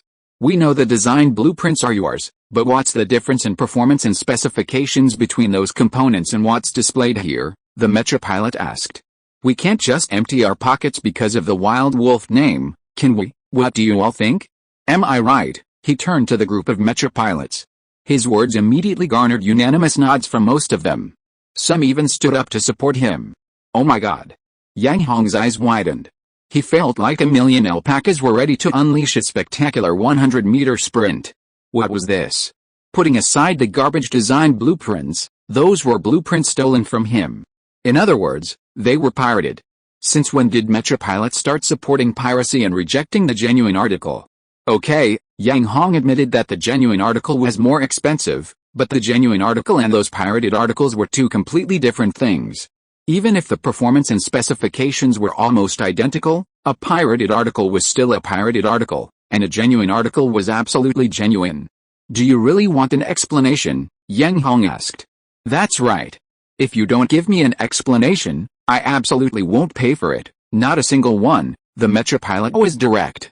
Okay, Yang Hong smiled, a smile as sharp as a silver sword. A few people, come here. He turned to his employees and shouted, enlarge the 3D model. Immediately, several employees came forward and enlarged the 3D model next to the parts several times. After finishing, the employees began to leave. At this time, the model was still changing, repeating the initial scene over and over again. first slowly disassembling into several small parts, and then reassembling them. Do you know why I said those parts are garbage? Yang Hong pointed at the model and asked with a snort. All the Mecha pilots shook their heads. See, Yang Hong explained, this time our parts are designed according to parts standardization. What do you mean by parts standardization? Do you know? The Mecha pilots shook their heads. The Mecha pilot who stood up stared wide-eyed. Tell me, what do you usually do when your mech parts malfunction? Yang Hong pointed to the mech pilot who had stood up. What else can we do? Small problems we handle ourselves, big problems we take back for repairs. The mech pilots nodded in agreement. What if we encounter an even bigger problem? Yang Hong asked again. If we encounter a really bigger problem, it's definitely scrapped. What's the point of repairing it? The mech pilots nodded again. There's another question. What if you're in a different location and the parts break? Yang Hong continued. Then we replace them, of course. The mech pilot sneered. Everyone handles it the same way. Do you think we can conjure up a replacement part out of thin air? This remark made the other mech pilots laugh, because they all made the same choice. Alright, I have no more questions. The door's over there, you can leave now. Yang Hong pointed to the door. What the hell? The Mecha pilot's face turned bright red. Realizing what was happening, he immediately yelled, Why are you telling me to leave? It's none of your business. What are you doing here if you don't leave? Yang Hong rolled his eyes. This guy was causing trouble, openly supporting piracy. Kicking him out was already being lenient. What? The Mecha pilot was dumbfounded. Soon, someone stood up for him. Young boss, each parts manufacturer has different processes for producing parts. If you're in a different location and can't find the manufacturer for repairs, the only option is replacement. That's common sense, that's right. Besides, you haven't given me a reason why we should pay 5 million for your parts. With someone backing him up, the Mecha pilot got excited. Just because of the Wild Wolf name, his words immediately garnered support from many other Mecha pilots. Yes, he's right. We need a reason, that's right. Without a reason, we're not willing to pay. Alright, then I'll give you a reason, Yang Hong said with a snort. Immediately, all the Mecha pilots perked up their ears, and even the Mecha pilot who had been waiting fell silent. First, let me explain why the parts released a couple of days ago were all junk, Yang Hong said, picking his nose. Because if those parts break, the entire assembly needs to be replaced. You had no choice. Why? How could this be? That's impossible. Does it mean that even a small problem requires a complete replacement? Yang Hong's words sparked a flurry of discussion among the Mecha pilots. Just as the Mecha pilots began to panic, Principal Fang stood up, coughing heavily twice to regain control of the situation. It must be said that Principal Fang was a prominent figure in Haiyang City. His mere presence brought the situation under control, and all the Mecha pilots quieted down. Regarding this, this old man, will explain. I wonder if you're willing to believe my words, Principal Fang said, stroking his white beard. Principal Fang was the principal of Haiyang Academy, and he held a prominent position in both the parts and Mecha industries. He immediately gained the support of all the Mecha pilots. You're Principal Fang. If we don't even trust you, who can we trust? Exactly. We might not trust that small-time boss, but we'll definitely trust you, sir. Yes, you're an authority figure. We absolutely believe what you say. Hearing these words, Principal Fang became smug, his chin puffed up. It seemed he was still as sharp as ever. Have you had any contact with the anti-disassembly technology for parts? Principal Fang coughed again before speaking. The Mecha pilots present were a diverse bunch, each with their own methods and connections, practically reaching the highest levels. How could they not have heard of it? Moreover, many of them had handled the Wild Wolf Drill No. 1, a part that used this technology. Back then, many parts manufacturers bought back the Wild Wolf Drill No. 1, intending to disassemble it for analysis, but they all ended up getting caught. Chapter 162 Accessory Launch Event, Part 6. Principal Fang, these components wouldn't all use anti-disassembly technology, would they? A quick-thinking mech pilot had a sudden inspiration. That's right, Principal Fang nodded. These components have used anti-disassembly technology from the initial design stage, and the technology used is quite advanced. Principal Fang, just how advanced is this anti-disassembly technology? Is it similar to the Wolf Drill No. 1? What does this have to do with component repair? Some people remembered the questions Yang Hong had raised. I can tell you definitively that both the abandoned design drawings and the components placed before you used technology even more advanced than the wolf drill number 1. As for how advanced, Principal Fang smiled, a rather awkward smile. Even we at Taeyang Academy have no way to deal with it. Yang Hong's anti-disassembly theory was indeed very strong, and Principal Fang had to admit it. What? Principal Fang, what do you mean even you have no way to deal with it? Didn't you just open a new course on anti-disassembly technology, specifically studying this aspect? The mech pilots were surprised and started discussing again. Quiet, everyone, please be quiet. Principal Fang once again brought the situation under control. The reason the design was abandoned is precisely this, Principal Fang said, spreading his hands.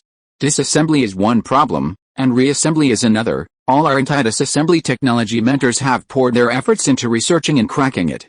We've managed to disassemble the parts, but we lack the ability to reassemble them. This is something even the parts designers are powerless to solve, let alone us. Think about it, if a part can't be reassembled, wouldn't the entire thing have to be replaced for even the smallest problem? As soon as Principal Fang finished speaking, the Mecha pilots erupted in discussion. Being able to disassemble but not reassemble, that's indeed ingenious technology, but what's the use of being so ingenious? After all, if the parts aren't seriously damaged, we can fix them ourselves. Exactly. If the entire thing has to be replaced for even the smallest problem, what's the point? Don't even mention going into the arena. Even during normal operation, there will be some bumps and knocks. Does that mean if one end bumps, the entire thing has to be replaced? Do they think we're pushovers? When it comes to their own interests, it's a major problem for the Mecha pilots. The Mecha pilot who had stood up blushed, glanced back at the other Mecha pilots, wanted to sit back down, but felt embarrassed, and slunk away, yet still unwilling to give up. Principal Fang pointed to the parts laid out on the table. These parts are brand new parts that were redesigned because of this problem. According to the purpose of parts standardization, these parts are disassembled into several small components, and then installed using ordinary methods. Once a problem occurs, you can disassemble and reassemble them however you want. The maintenance rights are completely in your hands. The Mecha pilot's eyes lit up, their expressions becoming excited. I knew it. No wonder the 3D model was disassembled into many small parts, so that's the reason. Yes, no wonder the boss raised so many maintenance-related questions. Shianki and Luli Parts Factory are both veteran parts manufacturers, but I didn't expect them to rip us off like this. HMPH. They didn't draw the blueprints. How would they know these reasons? Speaking of which, Wild Wolf Enterprise is still the conscience of the industry. In the corner, the two down on their luck Mecha pilots' faces darkened. One of them, clenching his teeth so tightly they almost broke, turned and asked, Boss Shi, what should we do? Have you tested the parts? Boss Shi, disguised as a down on his luck Mecha pilot, asked grimly. The person asking the question was clearly Ling Shianki in disguise. He shook his head. Test? The blueprints were stolen. How could they possibly test them? Being able to successfully produce and install them was already a success.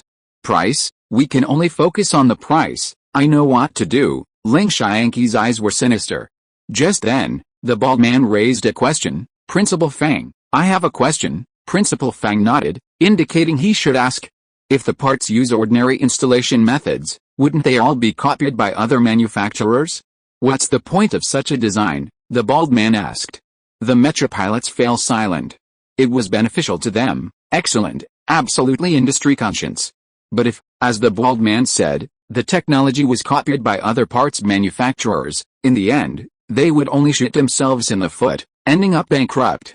Such parts manufacturers, like Fleeting Flowers, have appeared in many forms. Could Wild Wolf Parts Factory follow in their footsteps? The Mecha pilot remained silent.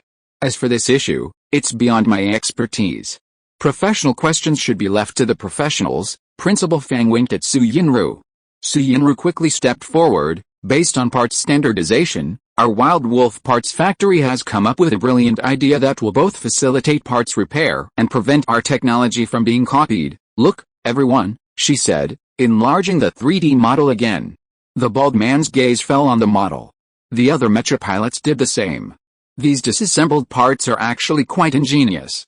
Apart from the larger components, the rest are all assembly sets, and our main technical method lies in these assembly sets. Just as he finished speaking, the bald man's eyes lit up, and he immediately understood. Nodding in agreement, Good idea. By breaking down the entire assembly, apart from the larger parts, the smaller components are treated as small assembly sets, and protected with anti-disassembly measures. This not only prevents the opponent from replicating it, but also further enhances their own technology. More importantly, it better aligns with the goal of standardizing components. How did this kid come up with such a method? The bald man's gaze fell on Yang Hong with considerable interest. The bald man's eyes twitched, both amused and exasperated. At this moment, Yang Hong was actually standing there, eyes slightly closed, his body swaying. Clearly, Yang Hong was asleep. This kid, the bald man shook his head in exasperation. However, on the other hand, the bald man suddenly became very optimistic about Yang Hong's design proposal, and even had an impulse to approve it on the spot and complete the agreed order. But, as always, someone will interfere at close-up moments. Ling Xianqi, disguised as a down-on-his-luck Mecha pilot, stepped forward. If you are listening to this novel on a channel other than Fanfic World, it means it was downloaded and re-uploaded without effort. We warmly invite you to visit our channel, Fanfic World. There you will find the original version of this story and many other novels of various genres.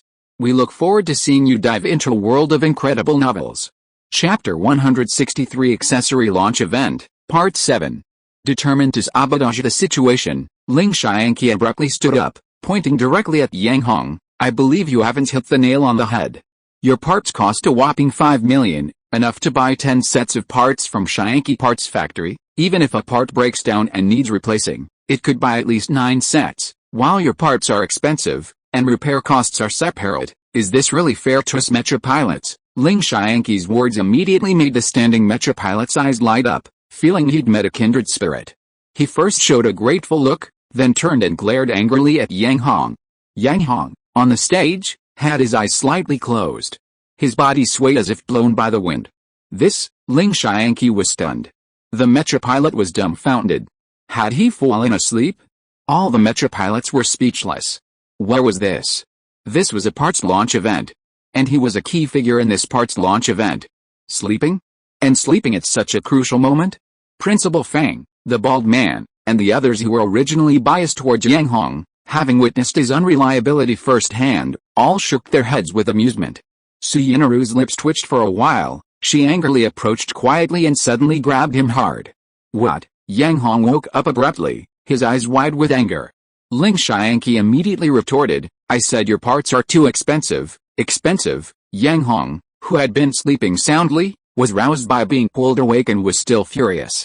He snorted and sneered, if you really think the price is too high, then let's put them out there and see who's truly the most expensive. Perfect. I happen to have prepared a few sets of drill bits from Xianqi Parts Factory. Ling Xianqi also sneered. Really? This time, Yang Hong was surprised.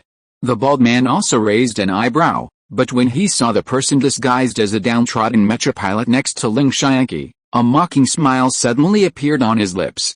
The Mecha pilot's eyes widened, then they became excited. Pull it out. Pull it out quickly. Yes, we can pool our money to buy it. That's right. We need to see the results.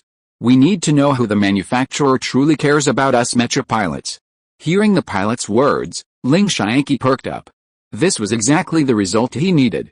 The two parts had identical performance and data, and the core metal used was also a nearly identical metal of equal hardness. He refused to believe that 10 parts couldn't outperform even one of their own. The win rate didn't need to be high, just 1 win out of 10 would be enough to prove their parts were absolutely cost-effective. High cost-effectiveness was true industry conscience, true manufacturer concern for Mecha pilots.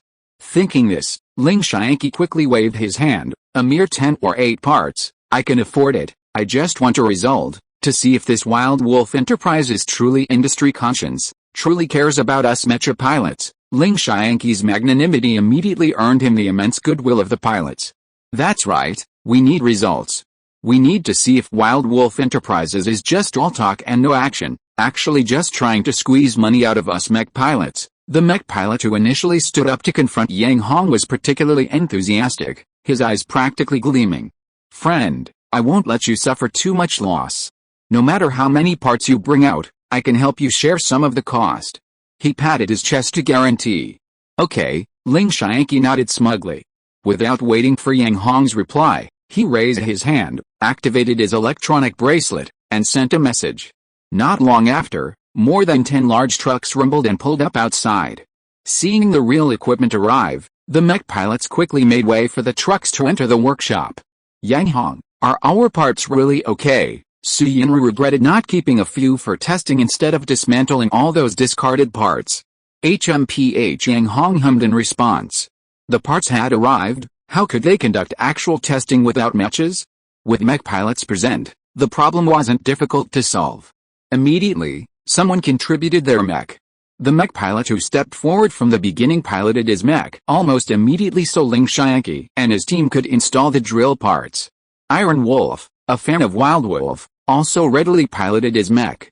To ensure fairness, the installation of the parts was handled by the mech pilots present. Supporting Ling Xianqi was a very ordinary mech, but intriguingly, it appeared in its bare-bones state, meaning it had no external parts other than the most basic components. Could it be a guy who lost everything? Ling Xianqi suddenly glanced at the guy, his brow twitching occasionally. However, since it was at least supporting his mech, he remained silent. Iron Wolf's Sky Wolf, because it was equipped with a massive Wild Wolf drill number 1, had that behemoth removed by the mech pilots first. Since Ling Xianqi had prepared several sets of all the spare parts, both mechas were equipped with the same parts for fairness. For speed, both were fitted with track spare parts. At the very front was the number 2 drill bit, the drill bit accessory composed of 3 smaller drill bits. Everything was ready. Under the command of the mech pilots, the 2 mechas began to accelerate.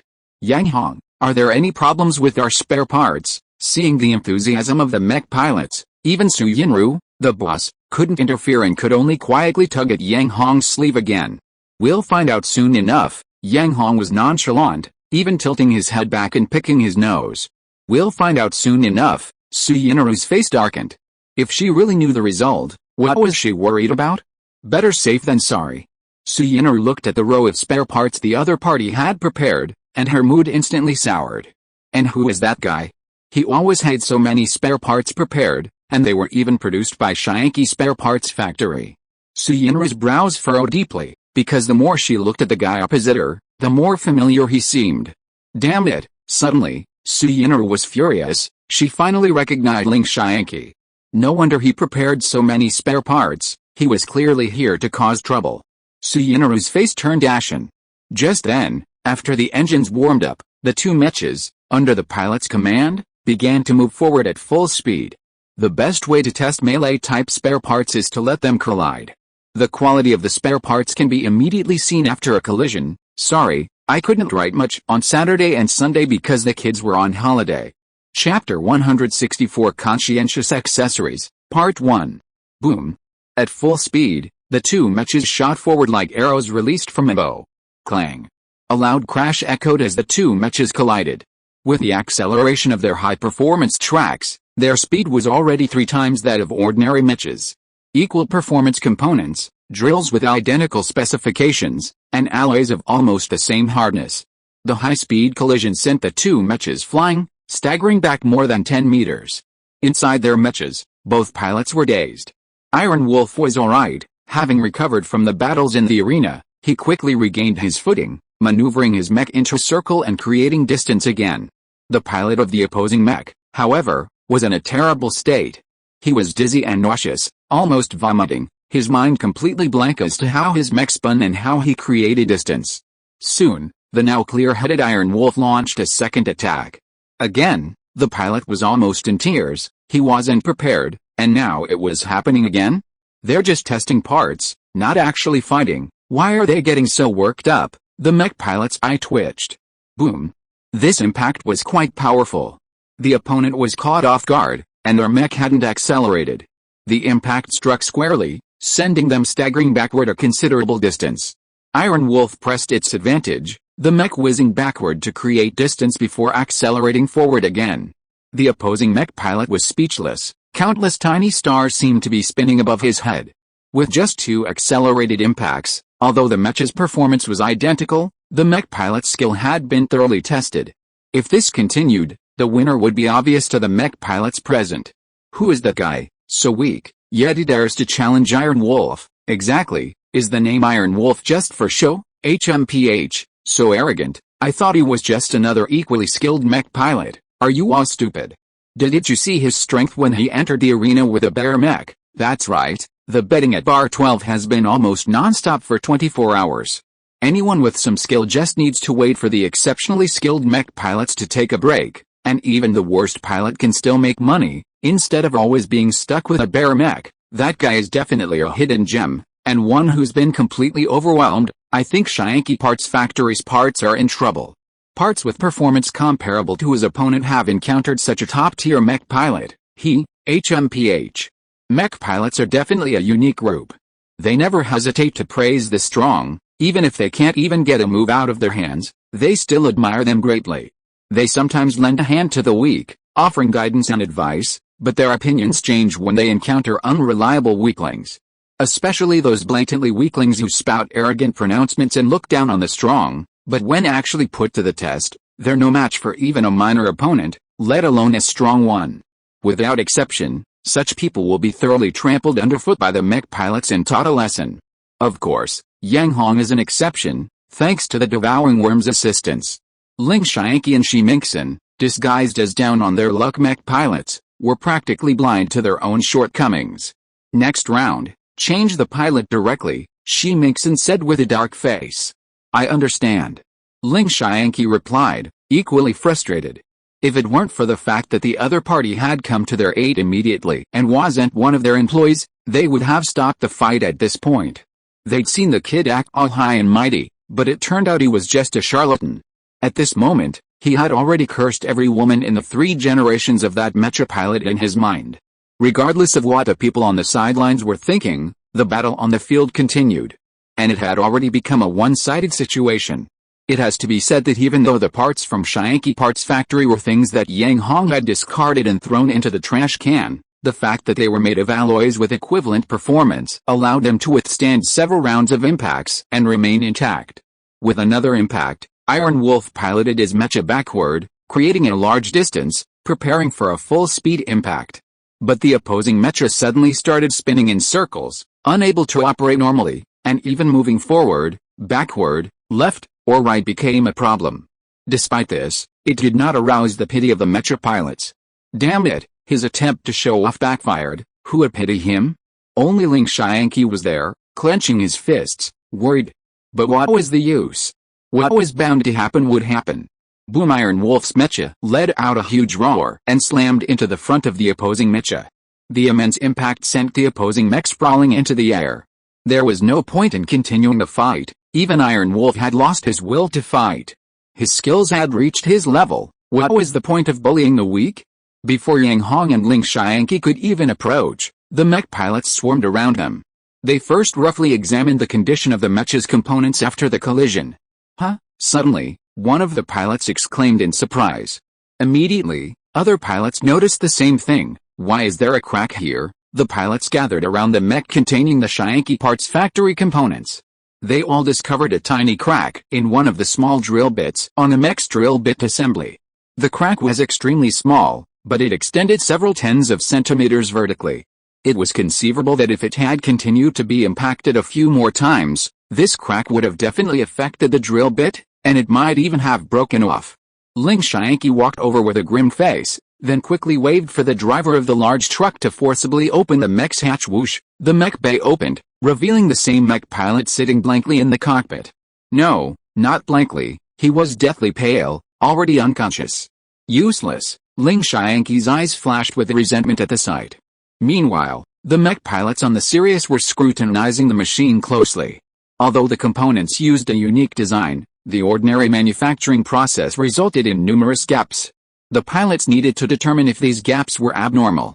After a long while, one pilot shook his head and left.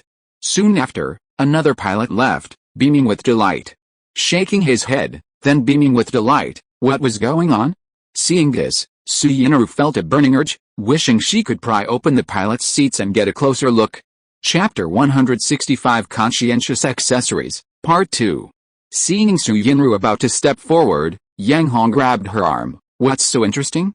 Don't you even trust your own parts? I'm just nervous, Su Yinru said. Even if you're nervous, can you be more nervous than him? Yang Hong gestured towards Ling Syanky, who was disguised as a down-on-his-luck mecha pilot.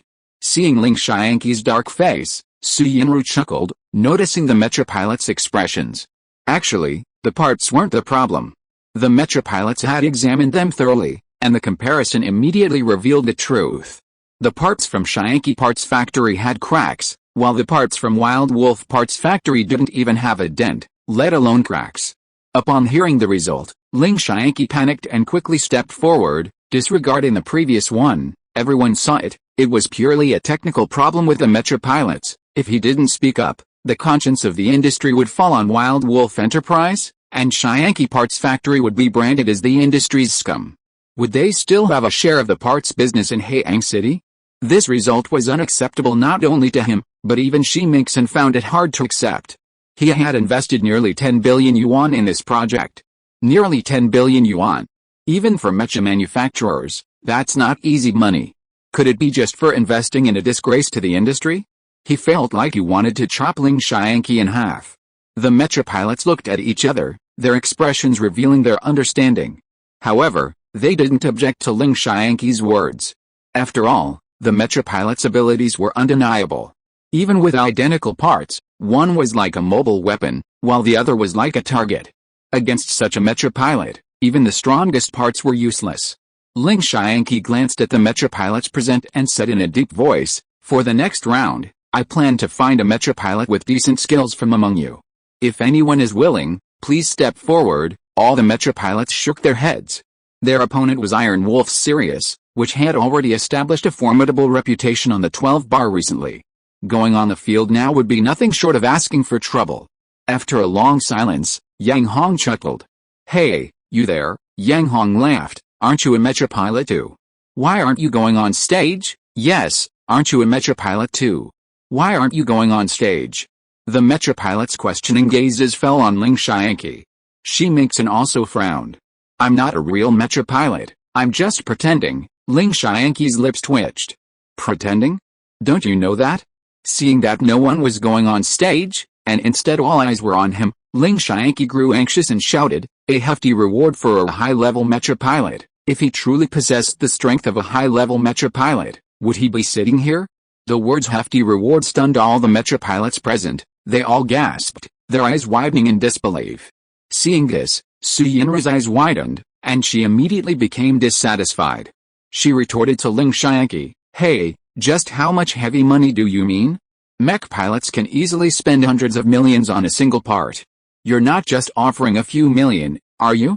That's not heavy money." Yang Hong didn't recognize Ling Xiangqi, but he did recognize Su Yinru. Since they'd all come to cause trouble, she wasn't going to be polite. The mech pilot's eyes lit up at the girl's words. "That's right. Give us a figure first. Otherwise, if you only offer a few 100,000 or a few million, what kind of heavy money is that?" Yes, we need to see what heavy money looks like first, otherwise who will believe you? Without real heavy money, we won't use our true strength." The mech pilots were excited, and their conversation almost turned into something else entirely. "We need payment before we do anything." "That's right. Judging from your pathetic, poor appearance, these parts, even if they weren't bought on credit, are definitely borrowed. If you don't pay first, we absolutely won't do anything." "That's right, we absolutely need payment first. If it really comes to it, forget about hundreds of thousands or millions, we probably won't even get tens or hundreds of thousands."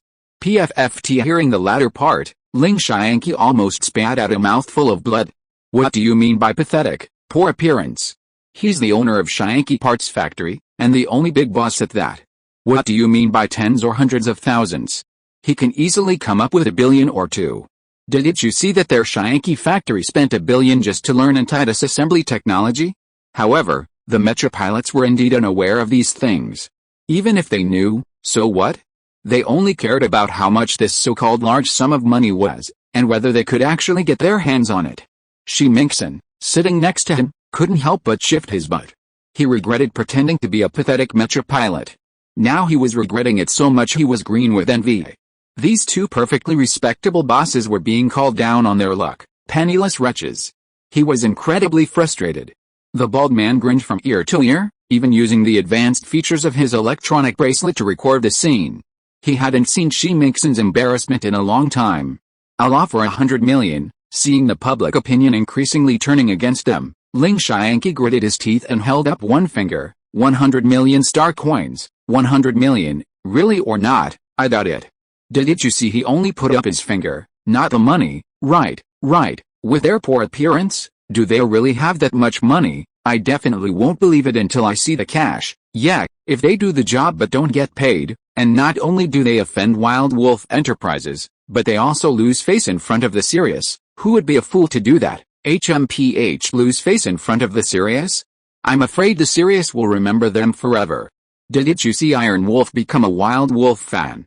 The mech pilots were all unconvinced. There was no other way. First, Ling Xiangqi and his group acted far too poorly. Second, even Iron Wolf, one of the Sirius's mech pilots, had become a Wild Wolf Enterprises fan. If they were remembered, would they dare to go to the gambling arena again?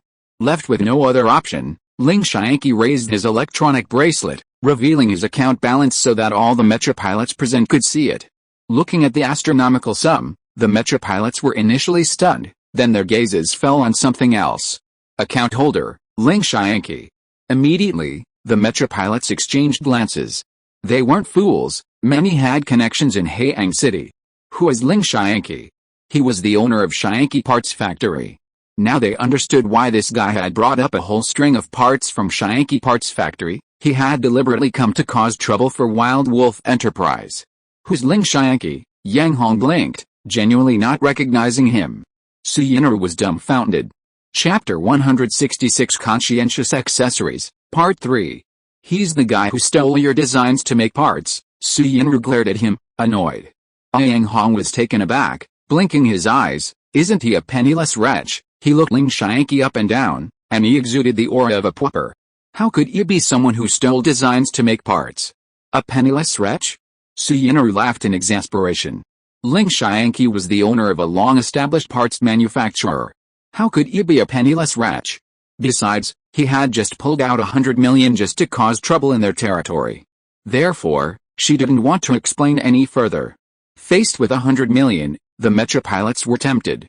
Immediately, 5 people stepped forward. These were all people who considered themselves to be quite skilled. 5 people came out at once. Ling Xiangqi frowned, his gaze sweeping over the 5 of them. He only needed one, too many would be difficult to handle. Under his sharp gaze, 2 Mecha pilots with weak mental fortitude actually retreated on their own. Seeing that someone actually stepped forward, Su Yinru was furious. She raised an eyebrow and sneered, 3 people? Does that mean this 100 million is going to be split among 3 people? Hearing this, the 3 Mecha pilots exchanged glances, their steps faltering. They hadn't stepped forward just to split the 100 million. After all, they not only had to face the Sirius, but also the Wild Wolf Enterprise. If they offended everyone in the end, only to get a few tens of millions, it wouldn't be worth it at all. Ling Xiangqi panicked. I'll confess everything. I'll confess to all 3 of them. He had been running around, even revealing his identities. If all 3 retreated without the help of a skilled Mecha pilot, Ling Xiangqi would be devastated.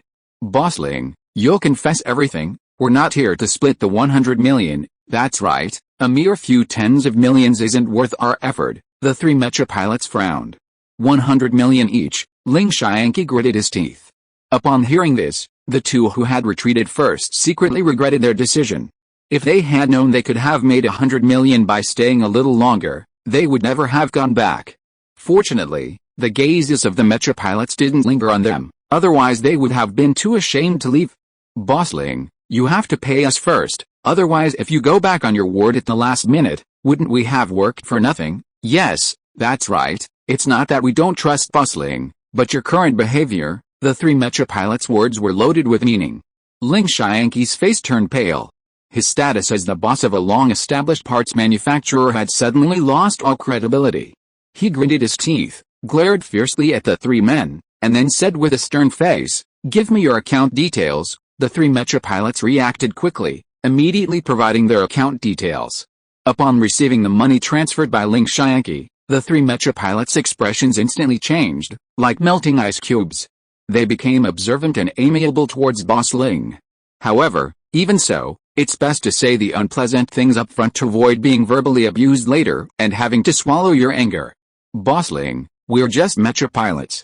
Besides piloting the Mecha and testing parts, We can't do anything else. That's right, we're just mecha pilots. If there's a problem with the parts, it's a quality issue with the parts manufacturer, PFFT. Hearing these three mecha pilots' words, Ling Xiangqi almost spat out a mouthful of blood, fresh blood, of course. Damn it, they hadn't even tested it yet, and they were already giving the same answer, clearly belittling their Xiangqi Parts Factory's parts. Their parts designs all came from Yang Hong, for goodness sake. Moreover, the performance, data, and even the hardness of the alloy materials used in their manufacturing were virtually identical. Ling Xiangqi truly didn't believe their parts could be inferior. Putting that aside, seeing that Ling Xiangqi had already summoned the mecha pilots, the pilots replacing the mecha parts were incredibly fast, quickly replacing the drill bits with new ones. Of course, the Sirius's parts were still the same. Since nothing had happened, there was no need to replace them. All three mecha pilots had experienced the duel at Bar 12 and had even fought against the Sirius. As soon as they stepped forward, they were immediately ranked according to their battle records. The first to step forward was naturally the mecha pilot with the highest record. This person was a long-time rival of the Sirius. Their battles had always ended in victory for the Sirius, but this person believed that the Sirius only benefited from having the number 1 Wild Wolf drill. So when Ling Xiangqi summoned new pilots, he immediately jumped in. With parts of similar performance, the competition came down to the pilot's skills. He refused to believe that his skills were weaker than the Iron Wolf's. Under the command of the mecha pilots, the battle quickly began. The two mechas accelerated and collided with a loud bang.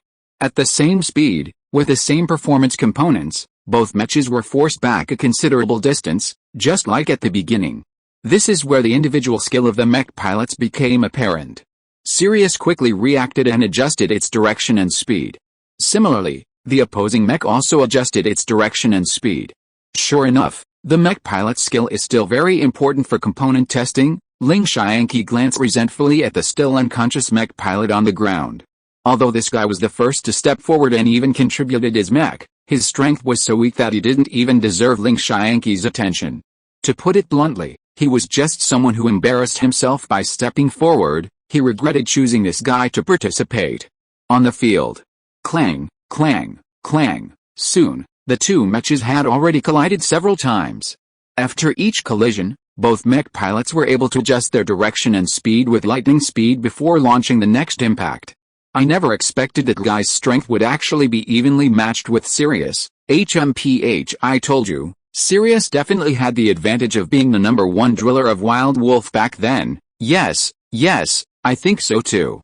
But speaking of which, Wild Wolf Enterprises parts are indeed good. Yeah, didn't you see that the parts produced by Xiangqi Parts Factory are all stolen blueprints?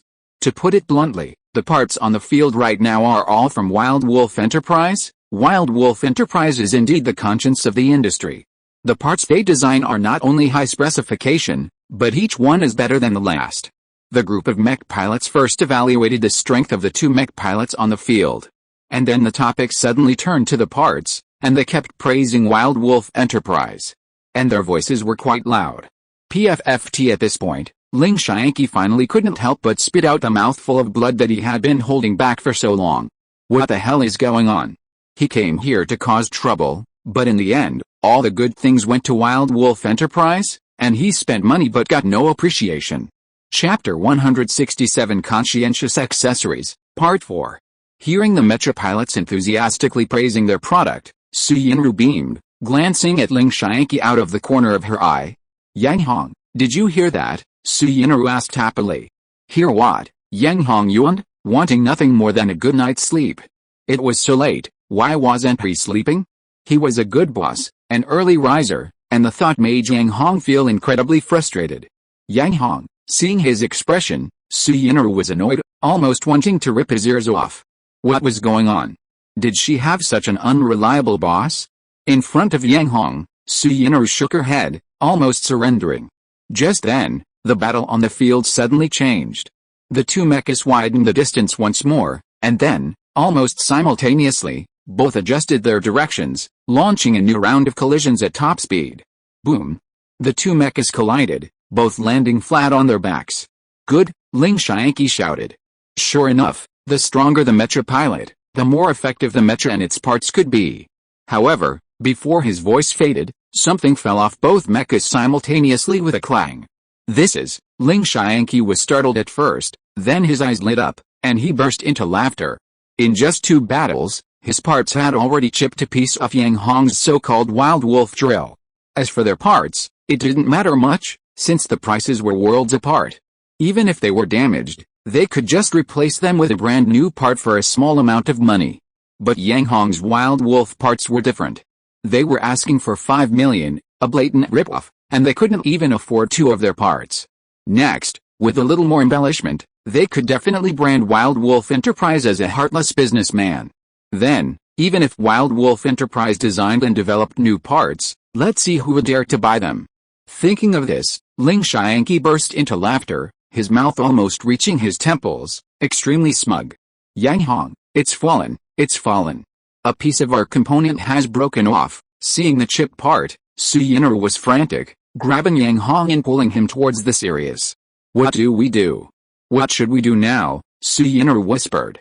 At this moment, almost all the mech pilot's eyes fell on the small piece that had broken off the Sirius. It was a drill bit, one of the 3 sets of drill bits. Similarly, another mech had also lost a drill bit, which had broken off cleanly. What else can we do? It's fallen off, just put it back on, right? Yang Hong looked at the drill bit, puzzled. How do we put it back on? Su Yin'er was dumbfounded. All the mech pilot's eyes also fell on Yang Hong. Who told him to be so loud? Put it back on? Ling Xiangqi chuckled.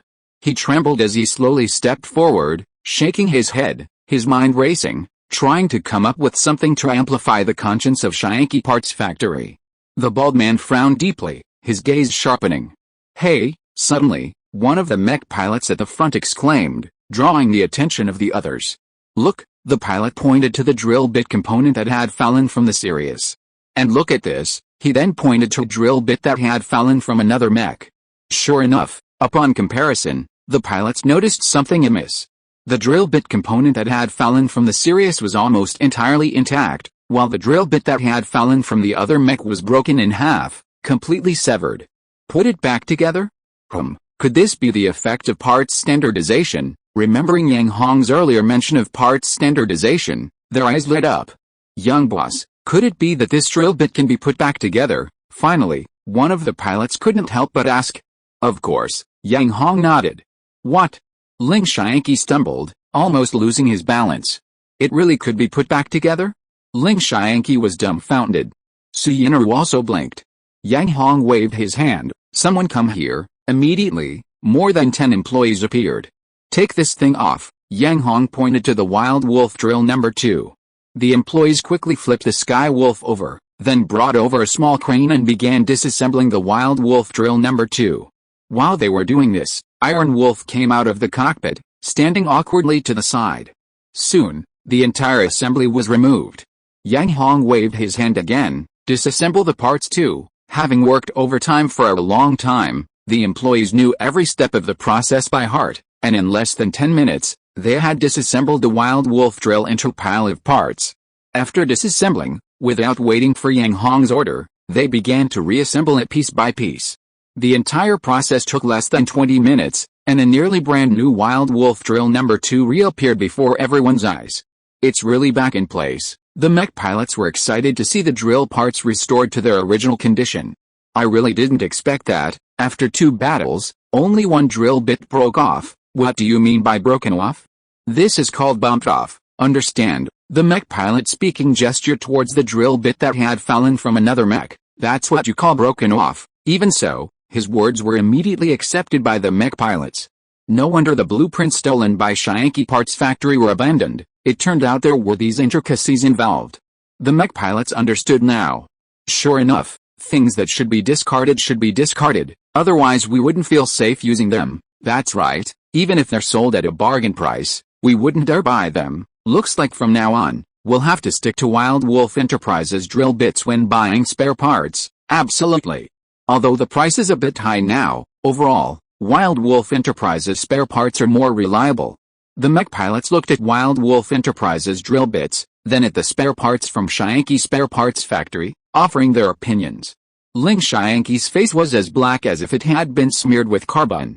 He stubbornly pushed aside the mech pilots and hurriedly went to the Sirius, carefully examining the 3 sets of drill bits. But no matter how he looked at them, the drill bits were brand new, and apart from some normal gaps, he couldn't even find a dent. Ling Xiangqi was dumbfounded. At this point, regardless of the results of this spare parts test, the mech pilots only admitted one thing: the spare parts designed by Wild Wolf Enterprise were absolutely top-notch. Even if this attempt fails, they'll still buy it if he designs new parts next time. In other words, Ling Xiangqi really did spend money and work for nothing today. Chapter 168: Fair Quality Accessories, Fair Quality Prices. 2 battles, 2 results. The first battle could be attributed to the mech pilots' weak skills, making them mere targets. The second battle saw the 2 pilots evenly matched, yet the result was still unsatisfactory. Okay, the drill broke. Let's assume it's an alloy problem. But if the same alloy had been used, even if the drill hadn't broken, it would definitely have fallen off.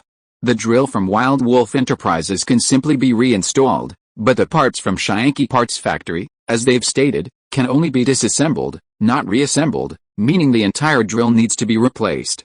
Although a single part only costs 500,000, they're spending at least 500,000 on parts for every battle. Do they think the mech pilots are geniuses who can just throw money around? Winning the bet is fine, but losing means losing both parts and money. Once or twice is manageable, but repeated occurrences will leave you penniless. Wild Wolf drills are different. Although the Wild Wolf drill bit is expensive, with just a little technical skill, anyone can install it themselves. This isn't a simple matter of adding 1 + 1 = 2, it can save the mech pilots at least 5 million in costs. Comparing the two, it's obvious which parts the pilots should choose. At that moment, the mech pilot already scheduled for the third battle bowed to Ling Xiangqi and then turned his head away. What do you mean? Ling Xiangqi's face turned ashen. Boss Ling, not to be rude, but there's no point in continuing the battle anyway, and besides, your parts blueprints also come from Wild Wolf Enterprise? The mech pilot stopped speaking, but the implication was clear. You? Ling Xiangqi's face darkened. With one person taking the lead, the remaining mech pilot naturally followed suit. You? Ling Xiangqi felt a surge of anger rising within him. Having received 100 million for nothing, the 2 mecha pilots rushed to the front desk of Wild Wolf Enterprise, 1 of each type of component. No, 2 of each, 5 million each, right? Here, this is 30 million, 2 of each type. Be quick, we need to install them immediately. These mecha pilots were busy installing them so they could get an early advantage at the gambling arena at Bar 12. If luck was on their side, they could definitely win back all the money in one go. Besides, they didn't care about the money given to them.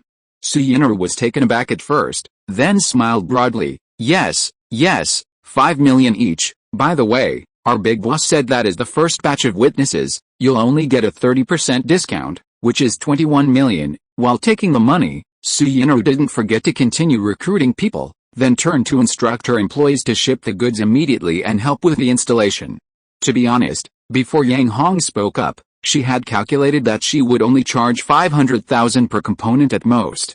She didn't expect that he would ask for 5 million, and that so many people would still buy it. It's blatant bribery. How could a little girl not be happy? PFFT, Ling Xiangqi, unable to contain himself any longer, coughed up a mouthful of fresh blood. His head snapped back, the blood gushing almost 2 meters high. That's my money, Ling Xiangqi roared in grief and indignation. Boss Ling, this is our salary, our reward money. How we use it is none of your business. That's right. We agreed beforehand, and we're just mecha pilots. So naturally we should choose reasonably priced parts. Yes, we can afford a reasonable price from Wild Wolf Enterprises. The 2 mecha pilots echoed each other. Reasonable parts? Reasonable price? Ling Xiangqi was furious. Those parts cost a whopping 5 million each. This is reasonable parts? And a reasonable price? Their Xiangqi Parts Factory's parts only cost 500,000 each. This is what you call a reasonable price. And most importantly, it seems the money they used to buy the parts was all from Ling Xiangqi. He took the money here, then turned around and bought goods from the competitors. What does this mean? Ling Xiangqi's eyes were practically spitting fire. Little boss, give me 2 of each type of accessory too. Iron Wolf wasn't about to be outdone. Having already experienced the wonders of the new accessories, how could he possibly let this opportunity slip by? Iron Wolf had barely opened his mouth when his equally matched opponent also quickly stepped forward. I also want 2 of each type of accessory. Clearly, as long as the accessories kept up, he and Iron Wolf would definitely have a chance to fight. Perhaps even those who made a fortune on number 12 would have their share. How could a Mecha pilot not keep up with the requirements? Ling Xiangqi staggered. 3 Mecha pilots, he'd spent 300 million, yet all 3 had gone to Wild Wolf Enterprise to buy accessories. Ling Xiangqi felt dizzy, his steps faltering. That was all his money. Ling Xiangqi felt like crying. You're half price, you're 30% off. Su Yinru collected the money without hesitation, but she still clearly defined the rules. But, no matter how much they sold, as long as it exceeded a 10% discount, they would make a huge profit. Hey, what are you doing? Stop it, stop it. Suddenly, chaos erupted at the Xiangqi parts factory. Everyone turned to look and saw that the Mecha pilot who had initially contributed the equipment, after waking up, hadn't even said a word and had simply run off to his Mecha. He started the engine and immediately piloted it away. The truck drivers, who were under Ling Xiangqi's command, naturally tried to stop him. But the pilot was a Mecha, and he was determined to leave. How could the truck drivers possibly stop him? Just before they reached the exit, the Mecha pilot's voice finally rang out. Boss Ling, I did let you use the Mecha, so consider these installed parts as payment. I'll reluctantly accept them. You? Before he could finish speaking, Ling Xiangqi coughed up a mouthful of blood, which shot more than 3 meters high. This guy, who had no real strength, actually dared to argue with him and even reluctantly accepted the money? Ling Xiangqi's eyes rolled back, and he immediately fainted. How can Boss Ling have such a weak mentality? It's just 2 parts. Exactly, 2 parts, only 1 million, and no one would buy them anyway. Just give them away. Right. Anyway, the drill bit part is already chipped at one corner and can't be repaired. I wouldn't take it even if it were free. Fortunately, Ling Xiangqi had already fainted. Otherwise, hearing these words, he would definitely have vomited blood 4 or 5 meters high. Let him faint as he may, Shi Mingxin, who was disguised as a Fallen Mecha pilot sitting to the side, took advantage of this opportunity to quietly leave. If he stayed any longer and was recognized, he would definitely want to disappear into the ground. As for Ling Xiangqi, what did it have to do with him? Now Shi Mingxin was already thinking of finding someone to destroy this parts factory. Nearly 10 billion was invested, but this was the result. Chapter 169 The Tragic Life of Boss Ling, Part 1. Seeing Shi Mingxin slink away, the bald man laughed heartily. You seem quite pleased with yourself. Now it's time for your turn, isn't it? The beautiful Deng also covered her mouth and laughed. This little guy gave me quite a few surprises. It's time for me to step in. The bald man stood up and walked towards Su Yinru. At this moment, Su Yinru was happily collecting money. Confirming, shipping. After completing the whole process, not only were her hands cramping, but her throat was also a little hoarse. On the other side, Yang Hong looked at Ling Xiangqi, who had fainted on the ground, with a displeased expression. What did it mean for someone to faint at a perfectly good parts launch event? Moreover, this person was here to cause trouble and had fainted. It was clearly meant to make things difficult for them. You guys, Yang Hong pointed at the drivers of the large trucks. Hurry up and come over here. Seeing Yang Hong's unfriendly expression, several large truck drivers reluctantly went over. Wake him up, Yang Hong pointed at Ling Xiangqi on the ground. Wake him up? He's unconscious, how can they wake him up? The men were dumbfounded. Yang Hong gave them a demonstration on the spot. I'll stomp. Stomp. Yang Hong stomped on the ground several times like crazy. These stomps were all off target, but they still made a thumping sound on the ground, and the floorboards sank in. The men broke out in a cold sweat when they saw this. They quickly stepped forward, some stopping Yang Hong, others taking turns stomping. After all, Ling Xiangqi was still their boss. If Yang Hong stomped on him, he'd either die or break a bone. It was better for them to stomp themselves, at least they could control their strength. I'll stomp. Stomp. The experienced men stomped and stomped furiously, shouting to reassure Yang Hong. But Ling Xiangqi was so angry he'd fainted, he wasn't going to wake up easily. The men, on the other hand, got hooked on stomping, and one of them accidentally stepped on a small mechanism in the center of Ling Xiangqi's floor. With a thud, red and yellow liquid flowed all over the floor. Ouch! Ling Xiangqi's eyes widened in pain as he sat up with a scream. I stomped. Ling Xiangqi's vision went black as another large footprint was pressed directly onto his face, knocking him back to the ground. Who? Ling Xiangqi cried, tears streaming down his face. Which guy stomped on me? It was him. The experienced drivers, in perfect unison, pointed at each of them in turn. Ling Xiangqi glared at them fiercely, his face turning ashen, then instinctively touched his face. Fortunately, the kick hadn't been too forceful. The mechanism was still there. But the pain was deep, piercing to the core. Ling Xiangqi's face instantly darkened, as if he'd just emerged from a coal mine, as black as could be. The experienced drivers all lowered their heads, not daring to utter a sound. You're awake.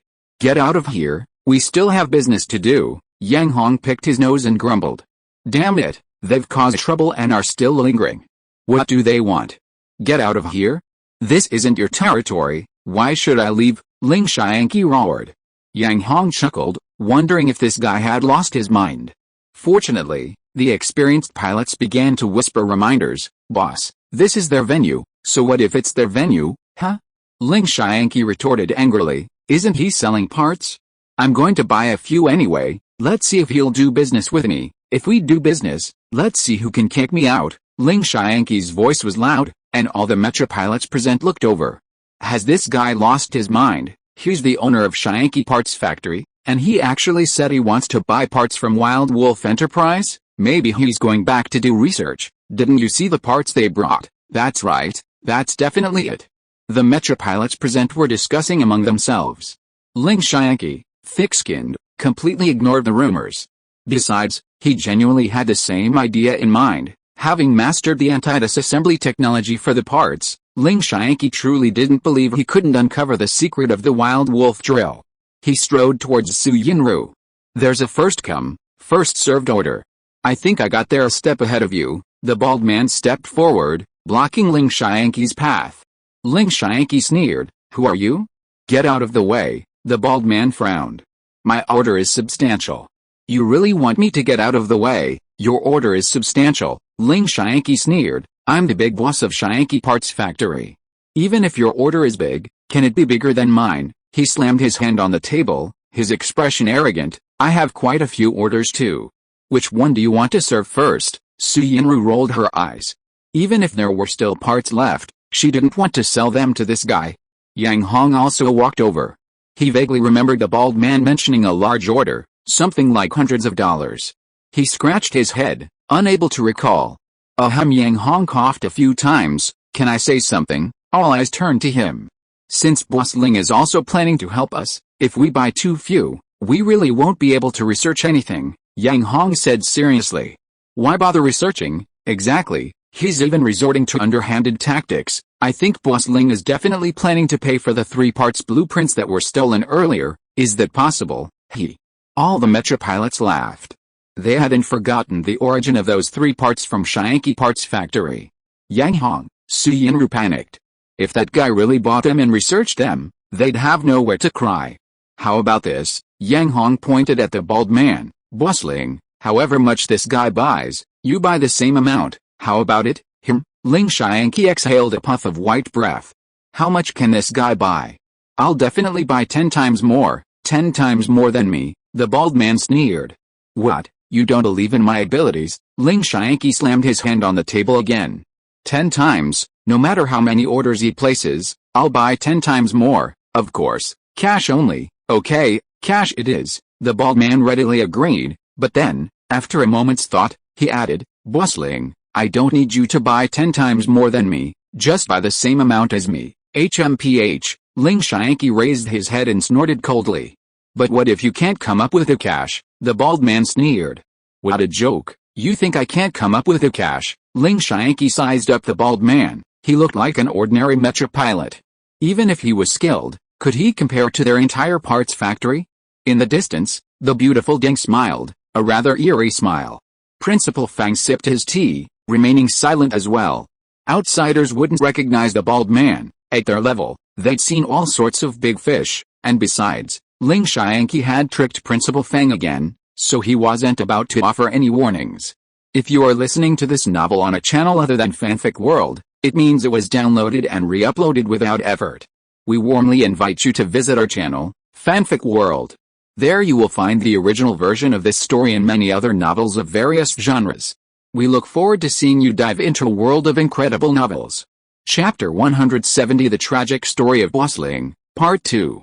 Seeing Ling Xiangqi's arrogant attitude, the bald man sneered, Su Fangtu, don't talk much, but whatever I buy, you have to buy the same amount, otherwise." As he said this, a sinister glint appeared in his eyes, sending chills down one's spine. Ling Xiangqi, not to be outdone, glared back. Yang Hong, seeing this, secretly chuckled to himself. He remembered how many hundreds this bald man had promised, and judging from his appearance, he didn't seem like a good guy. He'd definitely give Ling Xiangqi a hard time later. He coughed casually. "Then who wants to go first and give us a number so we can place an order?" Ling Xiangqi snorted. "Let this poor bastard go first.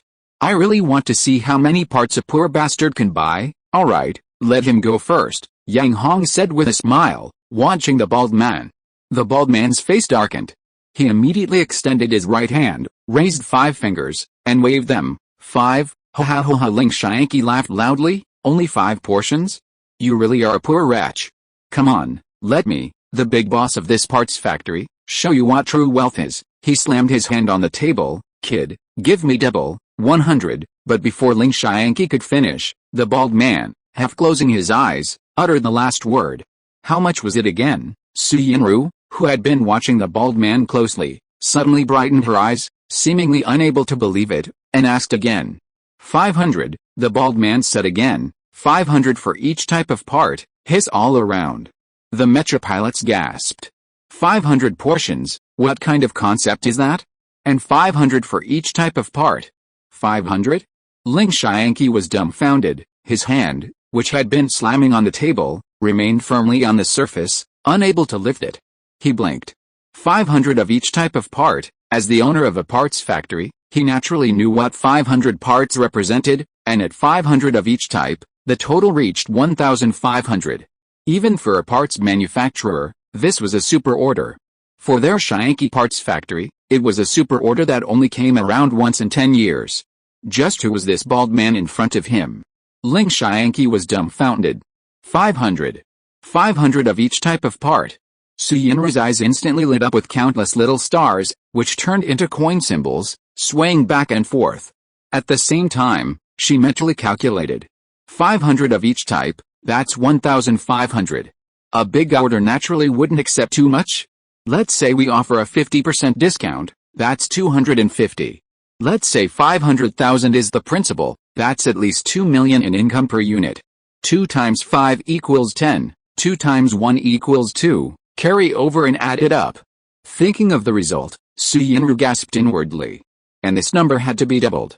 Did she see that the big boss of Xiangqi Parts Factory, Ling, had also agreed to the same quantity? No, Su Yinru shook her head. She would absolutely not offer a discount on Boss Ling's order, not even a 50% discount. Trying to cause trouble and then expecting a discount?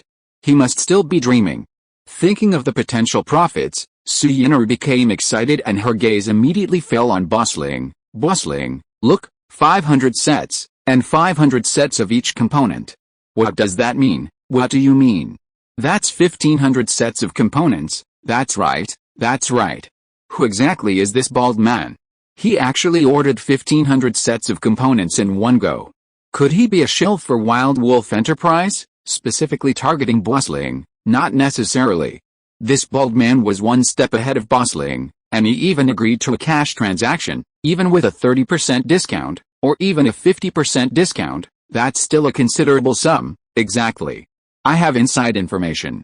Wild Wolf Enterprise only has about $1 billion in assets. How could they possibly hire a shill to handle such a large sum of money? Would that be asking for trouble? So, could it be that this bald man has quite a background? The Mecha pilots present erupted in discussion. The beautiful Deng smiled without saying a word. Principal Fang continued slurping his tea. Although the mech pilots kept their voices low, they still reached Boss Ling's ears. His face turned ashen as he glared at the bald man. "You bald bastard, are you deliberately trying to cause trouble? 1,500 parts, that's no small sum." The bald man, Su Fangtu, sneered. This is a cash transaction.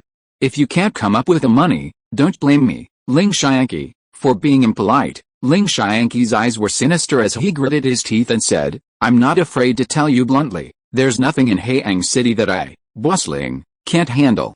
If you know what's good for you, you'd better behave. Before Ling Xianqi could finish speaking, Su Fengtu added, little girl, this quantity is just the initial one.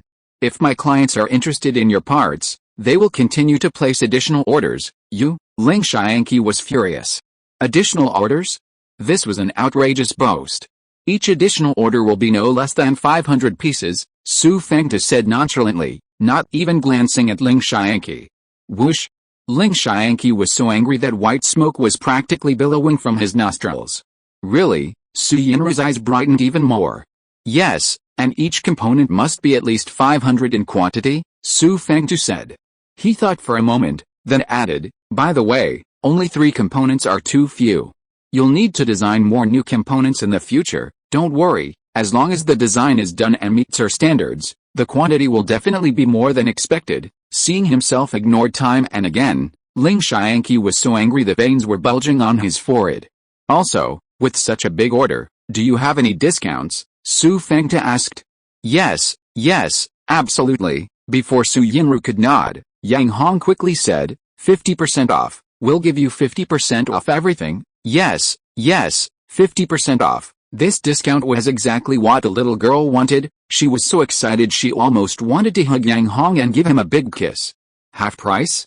This kid's really cunning, even daring to charge me half price. Su Fengtu laughed, then pointed at Ling Xianqi. Also, you absolutely cannot give this guy a discount, or I'll have to cancel the order. PFFT. In his anger, Ling Xianqi spat out a mouthful of blood that had been building up for a long time.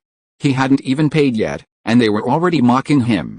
Ling Xianqi was so angry his eyes were practically popping out of their sockets, his gaze turning into sharp swords, relentlessly stabbing at the bald man, both left and right.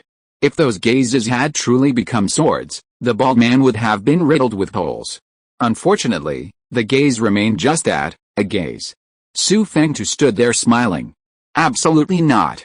Yang Hong nodded, patting his chest to guarantee, don't even mention a discount, we'll have to add 20% to the price. PFFT. Hearing this, Ling Xianqi spat out another mouthful of blood, and this time it was old blood. What did that mean? 1,500 parts. He hadn't even said he'd buy them, and they already wanted a 20% markup? Do you really think he's a big fish that can't get out once it's inside? Chapter 171 The Tragic Story of Boss Ling, Part 3. In Haiyang City, Ling Xianqi had many connections. At this moment, he angrily raised his hand, fiddled with his electronic bracelet in front of everyone, and contacted some important people behind him. Su Luo, Li, come quick. I've been extorted at the Mecha junkyard. Hey, Manager Liu, this is Ling Xianqi from Xianqi Parts Factory. That's right. I'm being extorted at a parts factory's press conference in your area. If you don't help me resolve this, I will definitely appeal to the higher-ups in your military. Where? I'm at the Wild Wolf Enterprises parts press conference, coming in 20 minutes. Okay, I'll wait for you. Director Feng, this is Ling Xianqi from Xianqi Parts Factory. Yes, I'm being extorted at a parts factory's press conference in your area.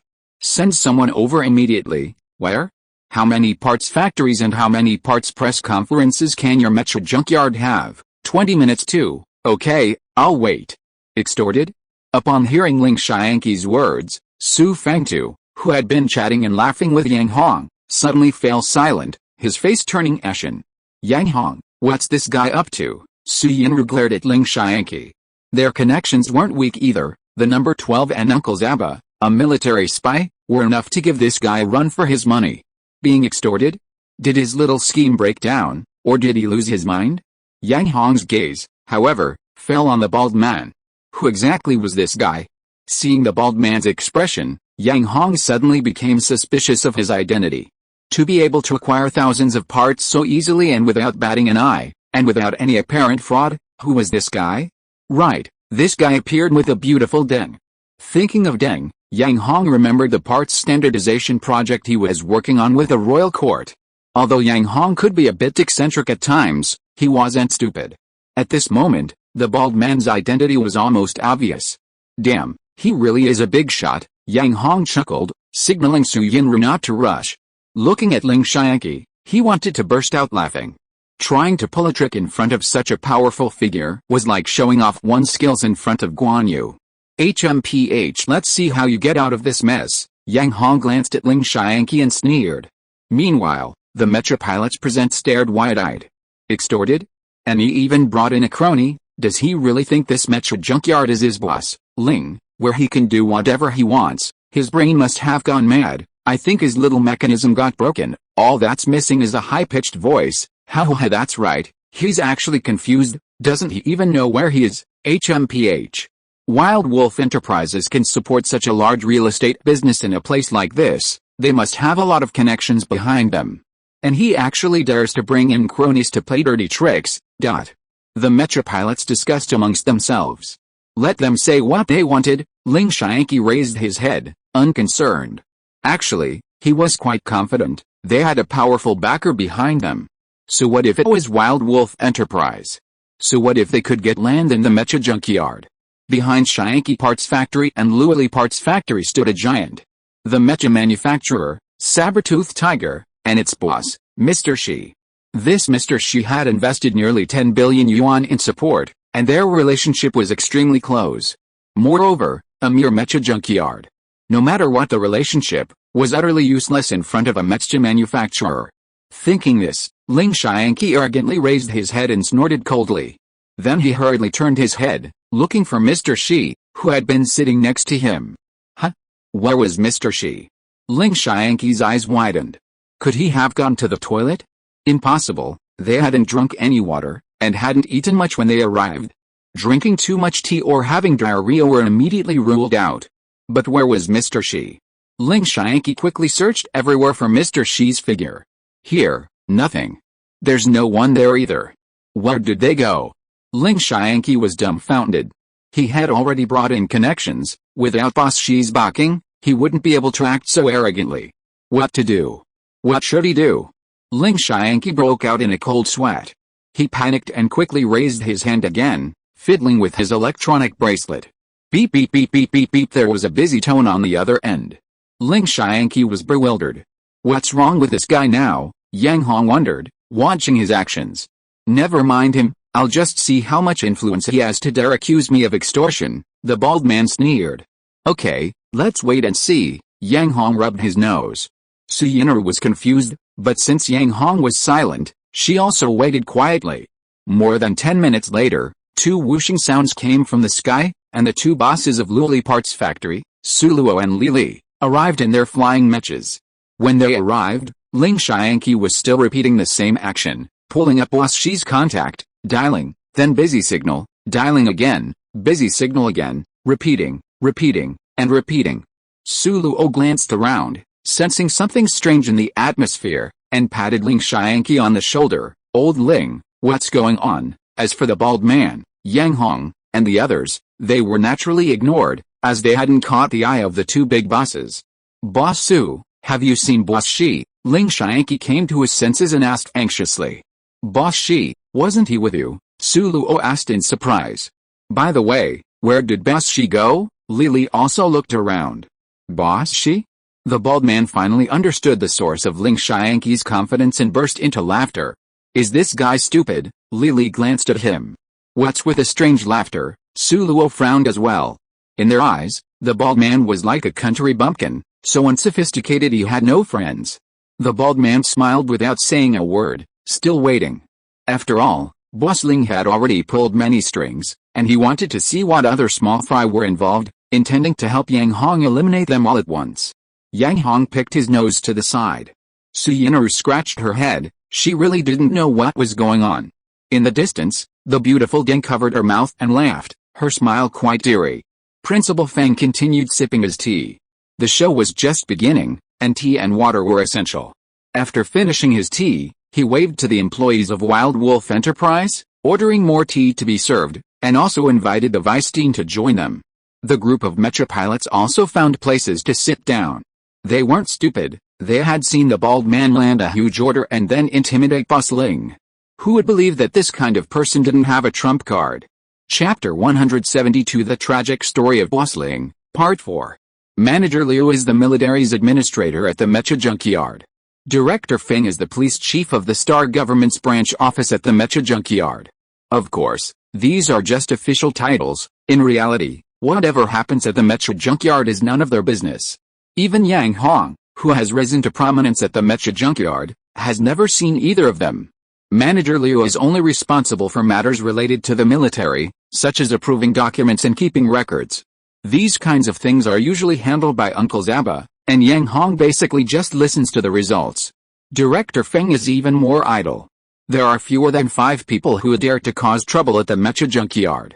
Gu Fenggren from Bar 12 is no pushover. Without his approval, who would dare to cause trouble? The reason Boss Ling called the 2 of them here was only to act as witnesses. The one who truly plays a role is Boss Shi. But now Boss Shi is nowhere to be seen, and Ling Xiangqi is panicking, breaking out in a cold sweat. Little does he know, Manager Liu and Director Feng are even more helpless. Everyone in the Mecha junkyard knew that Wild Wolf Enterprises not only had military support but also operated under the name of the Wild Wolf Gang, yet it hadn't been dealt with by them. Its behind-the-scenes power was undeniable. In short, no one in the Mecha junkyard dared to provoke Wild Wolf Enterprises. The 2 arrived at the perfect time, meeting almost simultaneously at the entrance of Zhang's repair workshop. Manager Liu, what brings you here? Director Feng asked in surprise. Manager Liu replied irritably, since you're here, how could I not come? I had no choice. Boss Ling from Xiangqi Parts Factory reported being extorted at her Mecha junkyard. How could I not come? Director Feng sighed, feeling frustrated. This Xiangqi Parts Factory, if it weren't for their frequent donations of parts, I wouldn't bother coming here. Manager Liu shook his head, bluntly stating, don't you even know where you are? Director Feng shared the same thought. The 2 shook their heads helplessly and entered the repair workshop together. Upon entering, they immediately saw Ling Xiangqi. However, before they could even exchange greetings, they froze in place, because Ms. Deng from the Copper Sea Gambling Arena and Principal Feng from Heiang Academy were smiling at them. Normally, they would have greeted each other with smiles. But at this moment, their smiles were incredibly strange. What was going on? The 2 exchanged bewildered glances. The sensible Director Feng quickly shrugged off Ling Xiangqi and jogged over to greet Principal Feng. Heiang Academy was a place with countless successful graduates. Any student who graduated years ago might have a higher title than him. Principal Feng kept his head down, slurping his tea, offering no response and not even a proper look. Something was wrong, very wrong. Director Feng's heart skipped a beat. Then, he went to greet Ms. Deng. The Copper Sea Gambling Arena was the only Mecha gambling arena in Heiang City, with extensive connections. Ms. Deng nodded slightly in response, but her smile remained strange, and it lingered on him. Director Feng was in a state of utter confusion. Even if Director Feng were a bit slow on the uptake, he realized something was wrong. Manager Liu wasn't inept at interpersonal skills, but his eyes were glazed over, and he almost lost his footing. Unlike Director Feng, he was someone who frequently handled classified military files and recognized the bald man immediately, the big boss of the Mecha manufacturer, Yazhuangting, Su Fengtu. This big boss usually kept a low profile, delegating everything to his subordinates, so few people recognized him. What was the big boss of the Mecha manufacturer doing here? Manager Liu's eyes twitched. Fortunately, he wasn't an ordinary person. He quickly recovered and hurried over, bowing and scraping, saying, Boss Su, why did you take the time to come to our Mecha junkyard today without saying a word, bald man? Boss Su? And Manager Liu was bowing and scraping? Ling Xiangqi blinked, his mind unable to process what was happening. Yang Hong smiled. Principal Feng smiled. The beautiful Deng also smiled. Su Yinru still didn't know what had happened. Director Feng also frowned. Seeing that he had been recognized, the bald man stopped hiding and smiled. I heard that some good parts have appeared here, so I came to take a look. Really? Our Mecha junkyard also has parts that Boss Su has his eye on, Manager Liu asked knowingly. He'd come all this way, with the status of the big boss of the Mecha manufacturer, how could he not have parts he liked? Yes, your Mecha junkyard has indeed been doing well lately, producing a remarkable parts manufacturer. Su Fengtu gave a thumbs up. Not at all, it's all thanks to Boss Su's help. Director Feng wasn't stupid.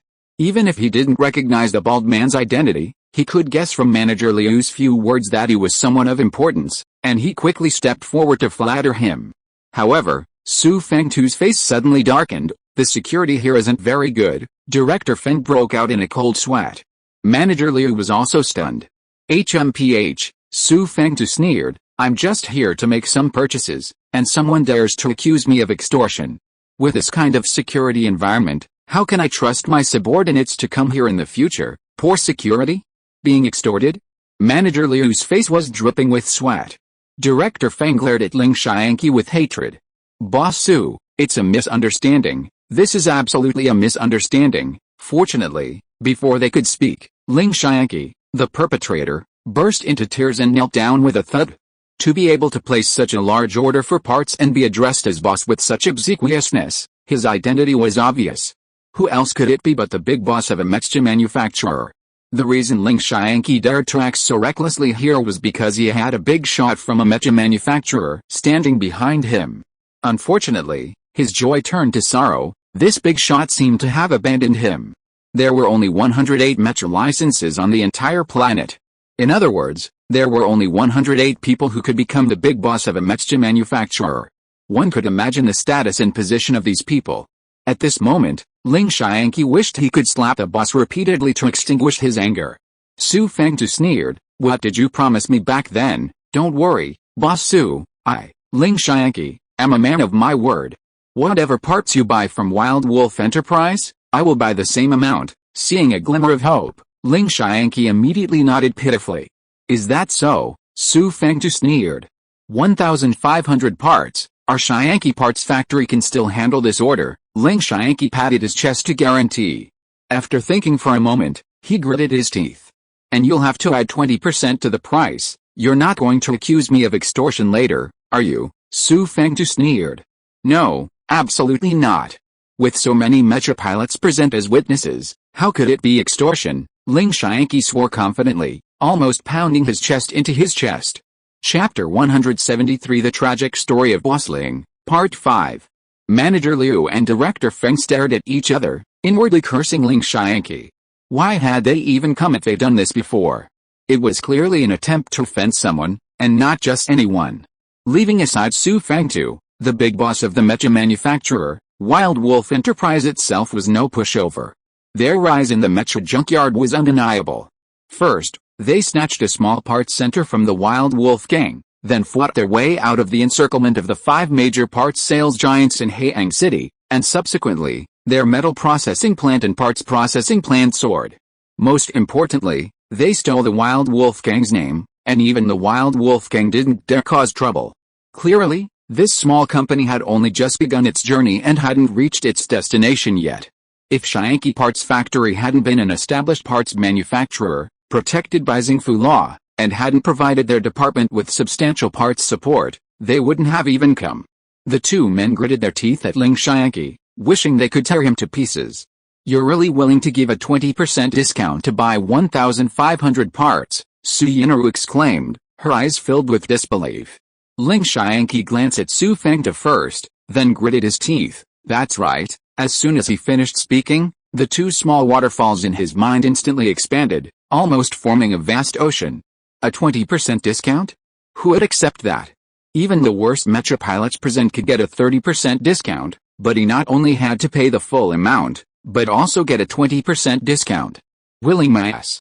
Ling Xiangqi was about to curse. If it weren't for offending the mecha manufacturer's bigwig, he would have turned around and left immediately. Swish, ding ding ding ding. Su Yinru's eyes flashed like pachinko, quickly transforming into 2 coin symbols. At the same time, she began calculating at super fast speed in her mind. 5 million with a 20% discount, that's 6 million per part. Ignoring everything else, deducting 500,000 as principal, they could still make a profit of 5,500,550 multiplied by 1,500. And the unit is 10,000. His even Su Yinru gasped upon calculating the result, beginning to question her own existence.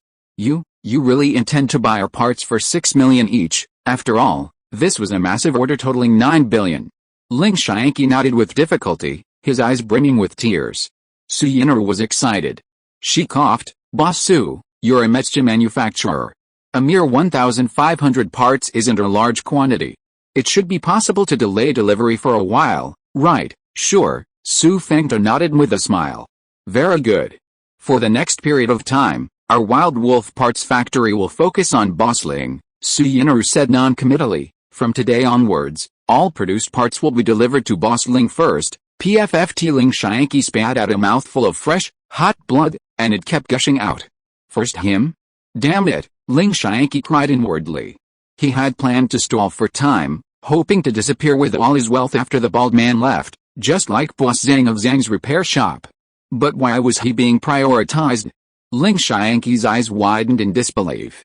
Hey, suddenly, Yang Hong protested, his eyes wide. I'm the big boss of Wild Wolf Parts Factory. You haven't even asked me about your decision yet. Hearing this, Ling Xianqi perked up, his heart racing again.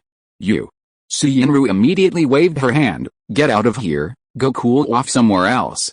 I'm the head of finance, I make the decisions on finances. That's right, Su Fengtu also nodded. I also agree with your little boss's opinion. Agree? Ling Xianqi's eyes twitched. This is a big order, let's get it sorted out first, Su Fengtu said. For it to become standard equipment for our royal court's mechas, we need the cooperation of our designers, so we'll need a buffer period. During this time, you guys should help Boss Ling get the parts he needs. Yang Hong tilted his head back and hummed, remaining silent. He wouldn't agree if he didn't get any benefits. Yang Hong, if this big order is completed, we can reward the parts designer with 100 million star coins in the company's name. Seeing Yang Hong's expression, Su Yinru's eyes lit up, unleashing her trump card.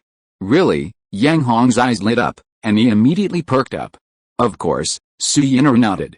As long as the two orders were completed, plus the on-site mech pilot procurement, the value of their Wild Wolf enterprise would definitely increase again, and they would even break into the 10 billion range. A reward of 100 million was nothing. Yang Hong chuckled and immediately had no objections. Ling Xianqi felt dizzy and almost collapsed. Hey, you guys, come here. Seeing that something was wrong with him, Su Yinru quickly waved over and called over a few employees. Keep an eye on Boss Ling. He's our honored guest. If anything happens to him, you'll all have your wages docked. And for a whole year, the employees looked miserable and quickly moved closer to Boss Ling to prevent him from fainting. Well, if this order is completed, you'll all get a bonus. Su Yinru dropped another bombshell to win them over. The employees were excited. From then on, even if Boss Ling fainted, or even collapsed on the ground like a limp crab, they would definitely help him up, immediately bring him a recliner, then fan him with paper fans, and bring him tap water. Why paper fans and tap water? Did they think electricity and water were free? To put it nicely, it was tap water. To put it bluntly, it was water directly from the ditch outside. That's what you call not wasting resources. Ling Xianqi cried. Cried? Manager Liu and Director Feng glared at him, annoyed. They hadn't even had a chance to cry yet, and Ling Xianqi had dragged them into this mess for no reason. And right now, they didn't dare breathe loudly, having to watch the bald man's face. They'd already decided that once they got back, even with the protection of the Star Prefecture's laws, they'd pull strings to give Xianqi Parts Factory a piece of their minds. Did they really think they were just some kind of retirement dump for mecha manufacturers, coming and going as they pleased? Offend them, and they'd get you without hesitation. Boss Ling, each part costs 6 million, and you've ordered 1,500 sets, totaling 900 million. Su Yinru stared intently at Ling Xianqi. Our parts factory doesn't have that much cash, Ling Xianqi said, his face contorted with misery. Yes, their parts factory was a big player, but that was in terms of total assets. Did they think the parts they produced didn't cost money? Did they think employee expenses didn't cost money? Did they think all other expenses didn't cost money? Not enough cash, Su Yinru frowned. Don't worry, even if they don't have enough cash, they still have production lines. Right? Anyway, you're a parts processing factory, just convert the parts to cash and bring them back, Su Fengda suggested. That's great, Su Yinru's eyes lit up. Converting parts to cash, there's a lot to it here. How much you convert depends entirely on the creditor's word. I don't have enough cash, can't you reduce the cost of some parts? Ling Xianqi almost fainted. Chapter 174 The Tragic Story of Boss Ling, Part 6. No money? Of course, a guarantee must be written. All eyes fell on Ling Xianqi. Did they really think I was a fool? Boss Ling was playing dumb, he wasn't stupid. If he actually wrote this, he'd be penniless before tomorrow. Cash out? What's cash out? An item worth millions could be cashed out for a single dollar with just a few words. Cash out here, cash out there, the entire Shyanki parts factory, after all the cash out, probably wouldn't even be enough to buy a single part. Fortunately, at this moment, Manager Liu and Director Feng stepped forward. They exchanged a glance and immediately said, Boss Yang, we're all from within the organization. With our guarantee and Boss Ling's fingerprints and pupil characteristics, it'll be valid. Boss Ling nearly coughed up blood, he'd completely forgotten about this. Right, there seems to be a law like that for dealing with deadbeats. Su Yin'er nodded. Who said I'm a deadbeat? You're all conspiring. Ling Xianqi's mind went blank. Manager Liu and Director Feng didn't care about him. One grabbed his left hand, the other his right, and in the blink of an eye, they recorded Boss Ling's fingerprints and pupil characteristics. They hated Ling Xianqi to the core, this guy had almost ruined him. If they didn't take this opportunity to teach him a lesson, how could he ever maintain his position in the Mecha junkyard again? Fingerprints were there. Pupil characteristics were there. Even the guarantee was issued on the spot by Manager Liu and Director Feng. As for the content, while it couldn't be too obviously biased, the focus was heavily on Wild Wolf Enterprise. It could be said that with this guarantee alone, Yang Hong and his group could immediately bring Shyanki Parts Factory under their control. Su Feng watched coldly from the side. Su Luo and Li Li exchanged glances, speechless. Ling Xianqi had offended the big boss of a mecha manufacturer, the other party's status and position were beyond their ability to contend with. Coupled with Boss Shi's disappearance, it was clear he had abandoned them. If they were to speak up now, the contents of the guarantee would definitely implicate Luli Parts Factory, something they didn't want to see. After settling everything, Manager Liu and Director Feng immediately took their leave. Su Yin'er smiled and kindly tried to persuade them to stay. Manager Liu waved his hands repeatedly. No, your parts launch event doesn't seem to be finished yet, and I also have important matters to attend to back home. I'll definitely come and bother you again next time. Director Feng nodded in agreement. They had almost offended some important figures, how could they dare stay? If they left a bad impression, they would have nowhere to turn. Of course, as they left, Director Feng dragged away the limp Ling Xianqi. Boss Yang, Boss Su, this guy filed a false report. According to the law, I have to take him back and lock him up for 24 hours, Director Feng said, winking. Really? Su Yin'er was taken aback at first, then immediately smiled, her smile almost reaching her ears. If Ling Xianqi were truly detained for 24 hours, then their takeover of Shyanki Parts Factory during that time would be completely unimpeded. That's right, Director Feng feigned a cough, the laws of Xingfu have always been like this. No matter what the other party's identity is, we are determined to detain them for 24 hours, for this kind of guy who makes false reports. We must deal with him seriously. Su Yin'er also nodded in response with a serious face. Ling Xianqi was finished. Shyanki Parts Factory was finished too. Even if the Chamber of Commerce behind Ling Xianqi intervened, it couldn't save him. There were only 3 mecha manufacturers in the entire 32nd district. Even if high-ranking military officials came, they would have to give them some face. As soon as Ling Xianqi was taken away, the 2 bosses of Luo Li immediately slunk away. If they stayed here any longer, they definitely wouldn't be able to escape either. Because Luo Li Parts Factory had intervened in those 3 parts. With everything finished, the press conference continued, and the mecha pilots who hadn't yet obtained the parts lined up again. The mech pilots lined up, each one excited, whispering amongst themselves. This time, they'd truly seen it all, witnessing not only the decline of an established parts factory but also the rise of a new one, enough to make a fortune off their drinking money. Ho Su Feng laughed. Congratulations.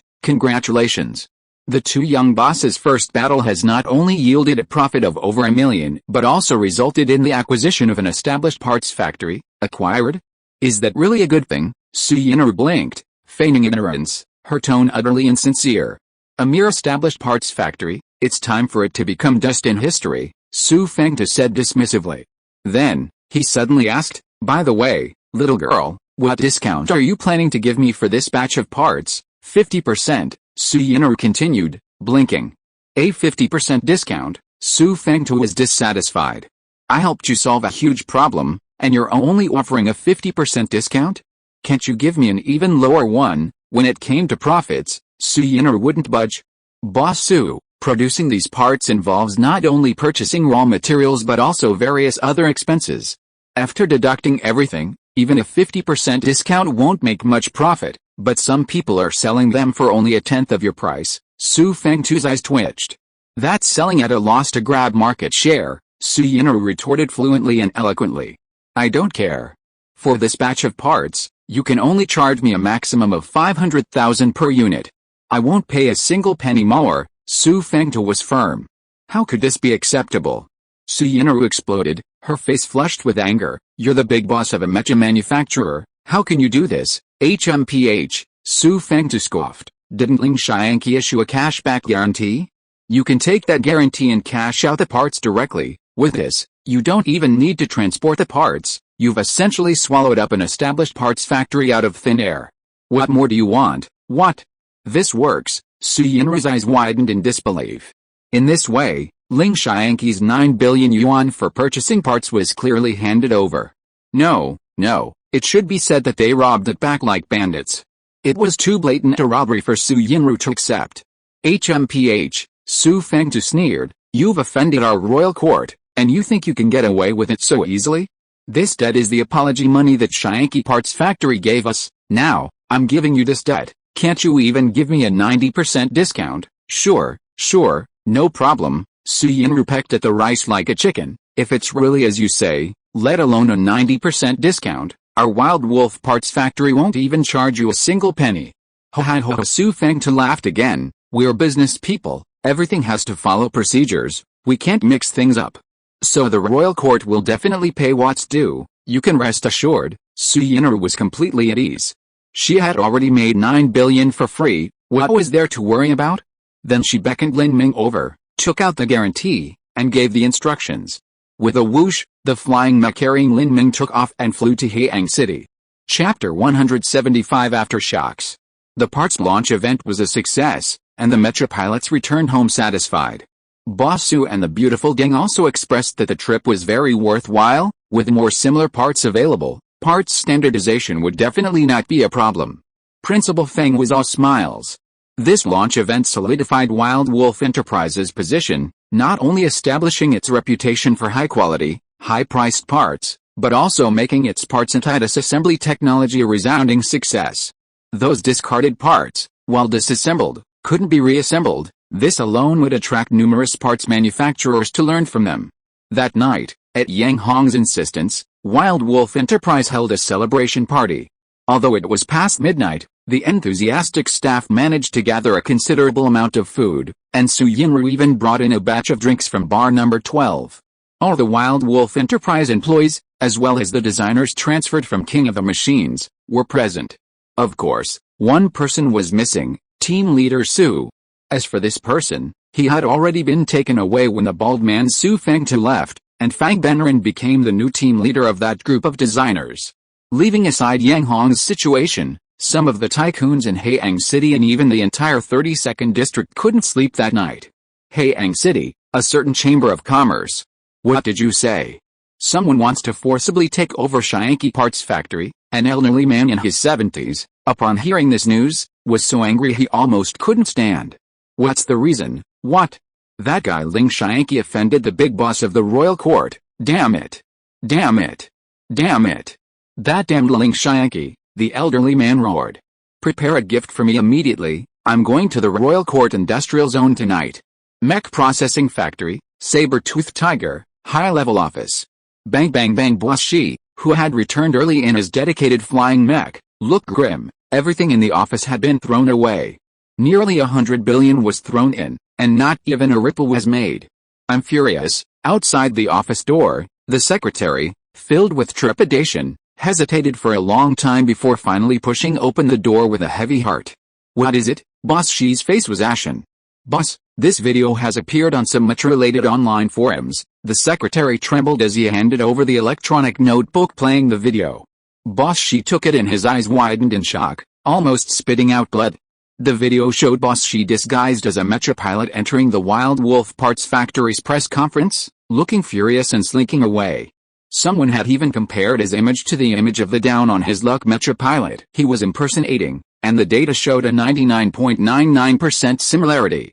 They were practically pointing a finger at him and saying that the down-on-his-luck guy was Boss Shi in disguise. The reason he was so furious was the headline: a Mecha manufacturer's boss tries to suppress a new parts manufacturer, but leaves in a shameful shame. "You don't even need to report to me. Delete it all," Boss Shi practically roared.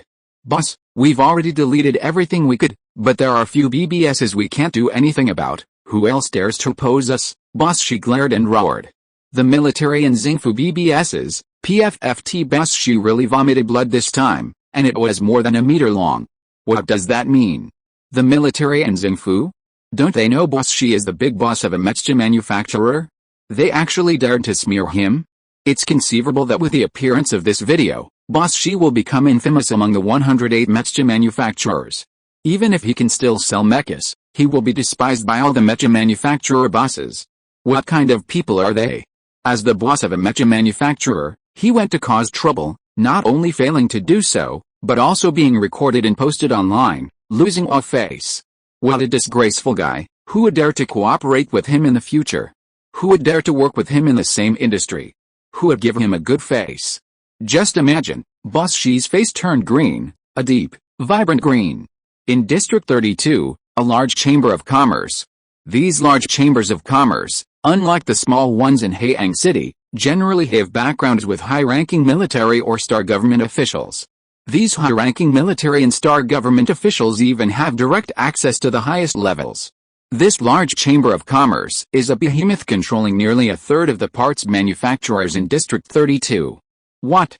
A small parts manufacturer in Haiyang City has partnered with the Royal Court of the Mech Warriors to develop 3 sets of feasible standardized parts. Yes, boss.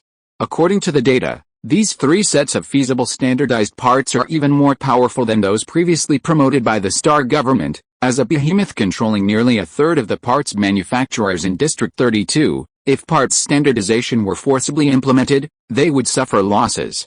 First, they would need to spend huge sums to upgrade their parts production lines. Second, countless parts manufacturers would fall out of control, a result they could not accept. It's better to maintain the status quo than to push for standardization. As for advancing the mech industry? To hell with it. Could any progress be more important than the funds they have?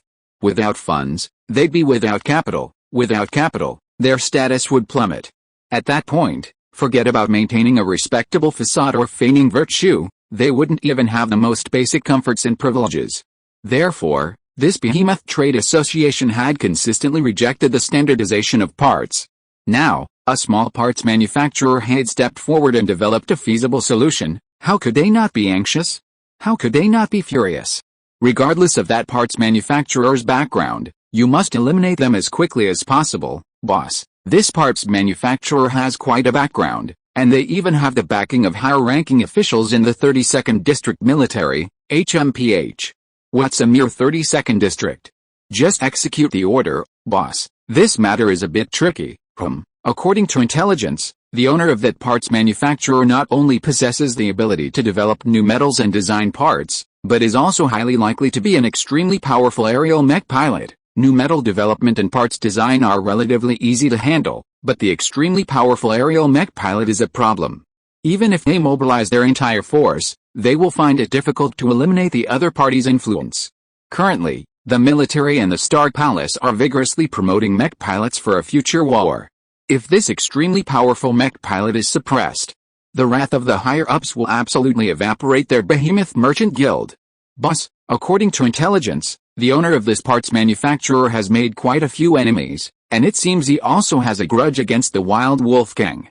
We can start from this angle. Alright, you can arrange these things. No matter what method you use, you must wipe them off the face of the earth. Driven by profit, the enemy of my enemy is my friend. End of this chapter. Thank you so much for reading until the end. Don't forget to give it a like. Looking for more exclusive content and immediate access? Subscribe to our Patreon. Remember, every like, subscription or donation encourages us to continue. Thank you all. See you in the next video.